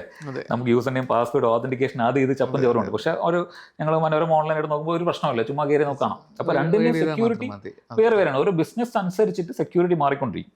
അപ്പോൾ ആ ബിസിനസ് എന്താണെന്ന് മനസ്സിലാക്കുക. അതിനനുസരിച്ച് if you are really aware of the security എന്താ പറയുന്നത് കംപ്ലയൻസിനെ കുറിച്ചും ഇൻഡസ്ട്രി സ്റ്റാൻഡേർഡ്സിനെ കുറിച്ച് അറിയാമെങ്കിൽ അത് നമ്മൾ തിരിച്ചങ്ങോട്ട് സജസ്റ്റ് ചെയ്യും. ഇപ്പോൾ നിങ്ങൾ പറയുന്നു ഇപ്പം ഒരു B2C, ഇപ്പോൾ ഉദാഹരണത്തിന് നമ്മളൊരു ഹെൽത്ത് കെയർ ആപ്ലിക്കേഷനെ കുറിച്ചാണ് പറയുന്നത്. ഞങ്ങളൊരു ഇപ്പോൾ ഒരു ഇൻഷുറൻസ്, ഹെൽത്ത് ഇൻഷുറൻസിനെ കുറിച്ചാണ് പറയുന്നത്. അപ്പോൾ ഹെൽത്ത് ഇൻഷുറൻസ് എന്ന് പറയുന്നത് അപ്പം നിങ്ങൾക്കറിയാം ഈ ഹെൽത്ത് ഇൻഷുറൻസിൻ്റെ ഡേറ്റ ഭയങ്കര ക്രിട്ടിക്കലാണ്. ഇത് എവിടെയും ലീക്ക് ആവാൻ പാടില്ല. അപ്പോൾ ഞങ്ങളെന്ന് പറയും നിങ്ങൾ സാധാരണ കോൺഫിഡൻഷ്യാലിറ്റി ഒന്നും പോരാ, നമുക്ക് കുറച്ചും കൂടെ സെക്യൂർ ആയിട്ട് ഈ സാധനം ചെയ്യണം. ഓക്കെ. അപ്പോൾ ഓരോ സ്റ്റേജസ് നമ്മൾ പറയുന്നു ഇന്ന വേണമെന്ന് പറയും. അപ്പം തന്നെ ബിസിനസ് റിക്വയർമെൻറ്റ് ബിസിനസ് പറയുന്നയാൾക്കും ഞങ്ങൾ അങ്ങോട്ട് പറയുമ്പോഴത്തേക്കും അവന് മനസ്സിലാവണം, ബിസിനസ്സിന് മനസ്സിലാവണം ഞങ്ങൾ എന്തുകൊണ്ടാണ് ഇത് പറയുന്നത്, ഇതിൻ്റെ ആവശ്യം എന്താണെന്ന് പറഞ്ഞ് മനസ്സിലാക്കണം. So that's the first stage. മനസ്സിലാവും. GDPR ആ കാര്യങ്ങളൊക്കെ വരുന്നത്, HIPAA GDPR വരുന്നത്, PCI DSS വരുന്നത്, ഇതൊക്കെ അവിടെയാണ് വരുന്നത്. ആ ബിസിനസ്സിൻ്റെ കംപ്ലയൻസ് അനുസരിച്ച് ഇത് മാറിക്കൊണ്ടിരിക്കും. അതിനുശേഷം വരുന്നത് ഇനി ഇംപ്ലിമെൻറ്റേഷൻ സൈഡിലോട്ട് വരികയാണ്. ഓക്കെ. ഇംപ്ലിമെൻറ്റേഷൻ സൈഡിൽ എന്താ സംഭവിക്കുന്നത്, ഒരു ടെക്നിക്കൽ ആർക്കിടെക്ട് കാണും അല്ലേ. ആർക്കിടെക്ട് ഇത് മൊത്തം ഡിസൈൻ ചെയ്ത് തരും. ഇന്നയാണ് നമുക്ക് ഡിസൈൻ ചെയ്യുന്നത്. ഒരു പടമൊക്കെ വരച്ചല്ലേ, ഒരു ഫുൾ ചെയ്ത് ഫ്ലോ ചാർട്ടൊക്കെ വരച്ച് ഇങ്ങനെയൊക്കെ സാധനം പറഞ്ഞു. അപ്പം ഇത് വരച്ചിട്ട് ഇംപ്ലിമെൻറ്റ് ചെയ്യരുത്. That has to come to security. അപ്പോൾ സെക്യൂരിറ്റിയുടെ ആൾ അവിടെ ഇരുന്ന് ഇത് മൊത്തം ഓരോ കമ്പോണൻറ്റ് ബൈ കമ്പോണൻ്റ് ആയിട്ട് റിവ്യൂ ചെയ്യും. മനസ്സിലാവുന്നുണ്ട്. ഓരോ വട്ടവും അല്ലെങ്കിൽ ഓരോ ബോക്സും ഇവൻ റിവ്യൂ ചെയ്തിട്ട് ഇതിന് സെക്യൂരിറ്റി ഉണ്ടോ ഇല്ലേ, ഇതിന് എങ്ങനെയാണ് പ്രശ്നങ്ങൾ വരാൻ സാധ്യതയുണ്ട്. ഈ പ്രോസസ്സിന് മൊത്തമായിട്ട് പറയുന്നതിന് ത്രെറ്റ് മോഡലിംഗ് എന്ന് പറയും. ത്രെറ്റ് പ്രശ്നം, അതിനെ മോഡൽ ചെയ്യുന്നു. നമ്മൾ ഓരോ സാധനങ്ങളും നോക്കിയിട്ട് ഇതെവിടെയാണ് പ്രശ്നങ്ങളൊന്നും അറിയുന്നു. ഇതൊക്കെ ഇംപ്ലിമെൻറ്റ് ചെയ്തിട്ടില്ലായിരുന്നു, ഞങ്ങൾ പറഞ്ഞ ജസ്റ്റ് ഡ്രോയിങ്ങിൽ മാത്രമേ ഉള്ളൂ. അവിടെയാണ് ഞങ്ങൾ ത്രെറ്റ് മോഡലിംഗ് ചെയ്യുന്നത്. അപ്പോൾ ഇതാണ് ഫസ്റ്റ് സ്റ്റേജ് എന്ന് പറഞ്ഞാൽ. ഈ ത്രെറ്റ് മോഡലിംഗ് ചെയ്തിട്ട് നമ്മൾ ഇതിൻ്റെ അകത്ത് പ്രശ്നങ്ങൾ ഉണ്ടെങ്കിൽ അതിനെ മിറ്റിഗേറ്റ് ചെയ്ത ശേഷം മാത്രമേ ഇതിനെ ഇംപ്ലിമേഷൻ ചെയ്തോട്ട് പോകാം. ഓക്കെ, മനസ്സിലായി. ഫസ്റ്റ് സ്റ്റേജ് ത്രെറ്റ് മോഡലിംഗ് കഴിഞ്ഞു. അപ്പോൾ ഇംപ്ലിമെൻറ്റേഷൻ ചെയ്യും. അപ്പോൾ അടുത്ത സ്റ്റേജ് എന്താണ്? കോഡിംഗ് ആണ് അല്ലേ? ഞങ്ങൾ സാധാരണ പറയുന്ന പോലെ കോഡിംഗ് ആണ് വരുന്നത്. അപ്പോൾ ഇനി കോഡിങ്ങിലൂടെ ചെയ്യുമ്പോഴത്തേക്ക് എന്താ സംഭവം എന്ന് പറഞ്ഞാൽ, ആദ്യത്തെ കാര്യം നമ്മൾ ഈ ഡെവലപ്പേഴ്സിന് പ്രോപ്പറായിട്ട് കോഡിംഗ് പറഞ്ഞു കൊടുക്കണം. സെക്യൂർ ആയിട്ട് കോഡിംഗ് പറഞ്ഞു കൊടുക്കണം. മനസ്സിലാവും? സെക്യൂർ പ്രാക്ടീസസ് എന്തൊക്കെയാണ് പറഞ്ഞു കൊടുക്കണം. എന്നിട്ട് ഇവർ ചെയ്യുന്നു. മനുഷ്യന്മാരാണ്, ചെയ്യുമ്പോൾ പ്രശ്നങ്ങൾ പറ്റാം. അപ്പോൾ ഞങ്ങൾ എന്ത് ചെയ്യുമെന്ന് പറഞ്ഞാൽ, ഈ IDE ഉണ്ടല്ലോ, IDEക്കകത്ത് തന്നെ നമുക്ക് കുറേ സെക്യൂരിറ്റി പ്ലഗിൻസ് കിട്ടും. ഇതുമായിട്ട് ഇൻറ്റഗ്രേറ്റ് ചെയ്യുക. ഇൻറ്റഗ്രേറ്റ് ചെയ്യുമ്പോൾ സംഭവിക്കുന്നത്, ഇവൻ ഇംപ്രോപ്പറായിട്ട് പ്രാക്ടീസ് വെച്ചിട്ടാണ് കോഡ് ചെയ്യുന്നതെങ്കിൽ അപ്പം തന്നെ ഈ പ്ലഗിൻ പറയും നീ തെറ്റാണ് എന്ന് പറയും. ഓക്കെ. അപ്പോൾ IDE തന്നെ സെക്യൂരിറ്റി ഒരു പരിധി വരെ നമ്മൾ സോൾവ് ചെയ്യും. ഇനി ഉള്ള പ്രശ്നം എന്ന് പറഞ്ഞാൽ, നമുക്ക് ഇതിൻ്റെ അകത്ത് ഒരുപാട് ലൈബ്രറീസ് നമ്മൾ യൂസ് ചെയ്യും. തേർഡ് പാർട്ടി ലൈബ്രറീസ് ഒക്കെ യൂസ് ചെയ്യും അല്ലേ? പല ലൈബ്രറീസ് യൂസ് ചെയ്യും. കാരണം എല്ലാം നമുക്ക് ഡെവലപ്പ് ചെയ്യാൻ പറ്റത്തില്ല. പലരും നമ്മൾ ഇപ്പോൾ നഗറ്റ് പാക്കേജസ് പോലെ പല ലൈബ്രറീസ് നമ്മൾ യൂസ് ചെയ്യും. അപ്പോൾ ഈ യൂസ് ചെയ്യുന്ന ലൈബ്രറീസ് സെക്യൂർഡ് ആണോ ഇല്ലയെന്ന് അറിയത്തില്ല. ഓക്കെ, മനസ്സിലായി. ഇത് നെറ്റിൽ നിന്ന് കിട്ടുന്ന നമ്മളങ്ങ് ഡൗൺലോഡ് ചെയ്ത് നമ്മൾ യൂസ് ചെയ്യുന്നില്ല. അപ്പോൾ അതുകൊണ്ട് ഇത് എത്രമാത്രം സെക്യൂർഡ് ആണെന്ന് അറിയത്തില്ല. അപ്പോൾ ഇതിനെയും ഒരു ഇവാലുവേഷൻ വേണം. ഓക്കെ. അപ്പോൾ അതിന് ഒരുപാട് ടൂൾസും ടെക്നോളജീസും ഒക്കെ ഉണ്ട്, കുറേ സാധനങ്ങളൊക്കെ ഉണ്ട്. പക്ഷേ ആസ് എ പാർട്ട് നിങ്ങൾ കോഡിങ്ങിൽ എത്തിയതുകൊണ്ട് ഞാൻ പറയുകയാണ്, നമ്മൾ ലൈബ്രറീസും ചെയ്യുന്നു, നമ്മൾ കോഡിങ്ങും ഓരോ ലൈൻ ബൈ ലൈൻ കോഡ് ചെയ്യും. എന്നിട്ട് ഇത് ചെക്ക് ഇൻ ചെയ്യുമല്ലോ, നമ്മൾ റെപ്പോസിറ്ററിയിൽ അയക്കുമല്ലോ. ഈ റെപ്പോസിറ്ററി അയക്കുമ്പോഴത്തേക്കും അവിടെ ഒരു ഗേറ്റ് കീപ്പർ വേണം. അപ്പോൾ ഞങ്ങൾ ഓരോ ഡെവലപ്പറും ഈ കോഡ് റെപ്പോസിറ്ററിയിലോട്ട് ഈ കോഡ് പോകുമ്പോൾ ചെക്ക് ഇൻ ചെയ്യുമ്പോഴത്തേക്കും അവിടെ ഒരു സെക്യൂരിറ്റി ഇവാലുവേറ്റ് ചെയ്യാൻ ഒരു സാധനം വേണം. അത് ഇവാലുവേറ്റ് ചെയ്തിട്ട് ഇതൊക്കെ ഓക്കെ ആണെങ്കിൽ, ഞങ്ങൾ പറയുന്ന സ്റ്റാൻഡേർഡ്സ് ഒക്കെ മീറ്റ് ചെയ്താൽ മാത്രമേ എന്ത് ചെയ്യുള്ളൂ, കോഡ് ചെക്ക് ഇൻ ആവാവൂ. ഓക്കെ, മനസ്സിലായി. അപ്പോൾ അതിനെ പറയുന്നതിന് SAST എന്ന് പറയും, സ്റ്റാറ്റിക് ആപ്ലിക്കേഷൻ സെക്യൂരിറ്റി ടെസ്റ്റിംഗ് എന്ന് പറയും. അപ്പം ഇവൻ എന്ത് ചെയ്യുമെന്ന് പറഞ്ഞാൽ, ഇപ്പോൾ ഉദാഹരണത്തിന് ഇപ്പോൾ Azure DevOps എന്നൊരു സാധനം എടുക്കാം. അപ്പം ഇതിന് TFS നമുക്ക് ഫൗണ്ടേഷൻ സെർവർ ഉണ്ട്. അപ്പം ഈ Azure DevOpsൽ CI/CD പൈപ്പ്ലൈനിൽ നമ്മൾ ഒരു ടൂള് ഇതിൻ്റെ കൂടെ ഇൻറ്റഗ്രേറ്റ് ചെയ്യും. അപ്പം എല്ലാ കോഡും നേരെ ടൂളിലോട്ട് പോകും. ഈ ടൂൾ നേരെ ഇവാലുവേറ്റ് ചെയ്യും, ഈ സെക്യൂരിറ്റി സ്റ്റാൻഡേർഡ്സ് ഒക്കെ മീറ്റ് ചെയ്യുന്നുണ്ടോ ചെയ്യും. ചെയ്തില്ലെങ്കിൽ ഇവൻ്റെ അടുത്ത് പറയും ഇത് ഫെയിലായി, ഇന്ന കാരണം കൊണ്ടാണ് ഫെയിൽ ആയത്, ഇത് ശരിയാക്കി കൊണ്ടുപോകാം, എന്നാൽ ഞാൻ ഇത് അലോ ചെയ്യാം. ഗേറ്റ് കീപ്പറാണ്, മനസ്സിലാവുന്നു. എന്നിട്ട് മാത്രമേ ഈ കോഡിലോട്ട് പോകത്തുള്ളൂ. അപ്പോൾ കണ്ടോ, ഇത്രയും സ്റ്റേജായി. ഇപ്പം തന്നെ ഒരുപാടായല്ലോ. അപ്പോൾ കോഡ് വരെ ശരിയായി. അപ്പോൾ ഇനി എന്ത് ചെയ്യും?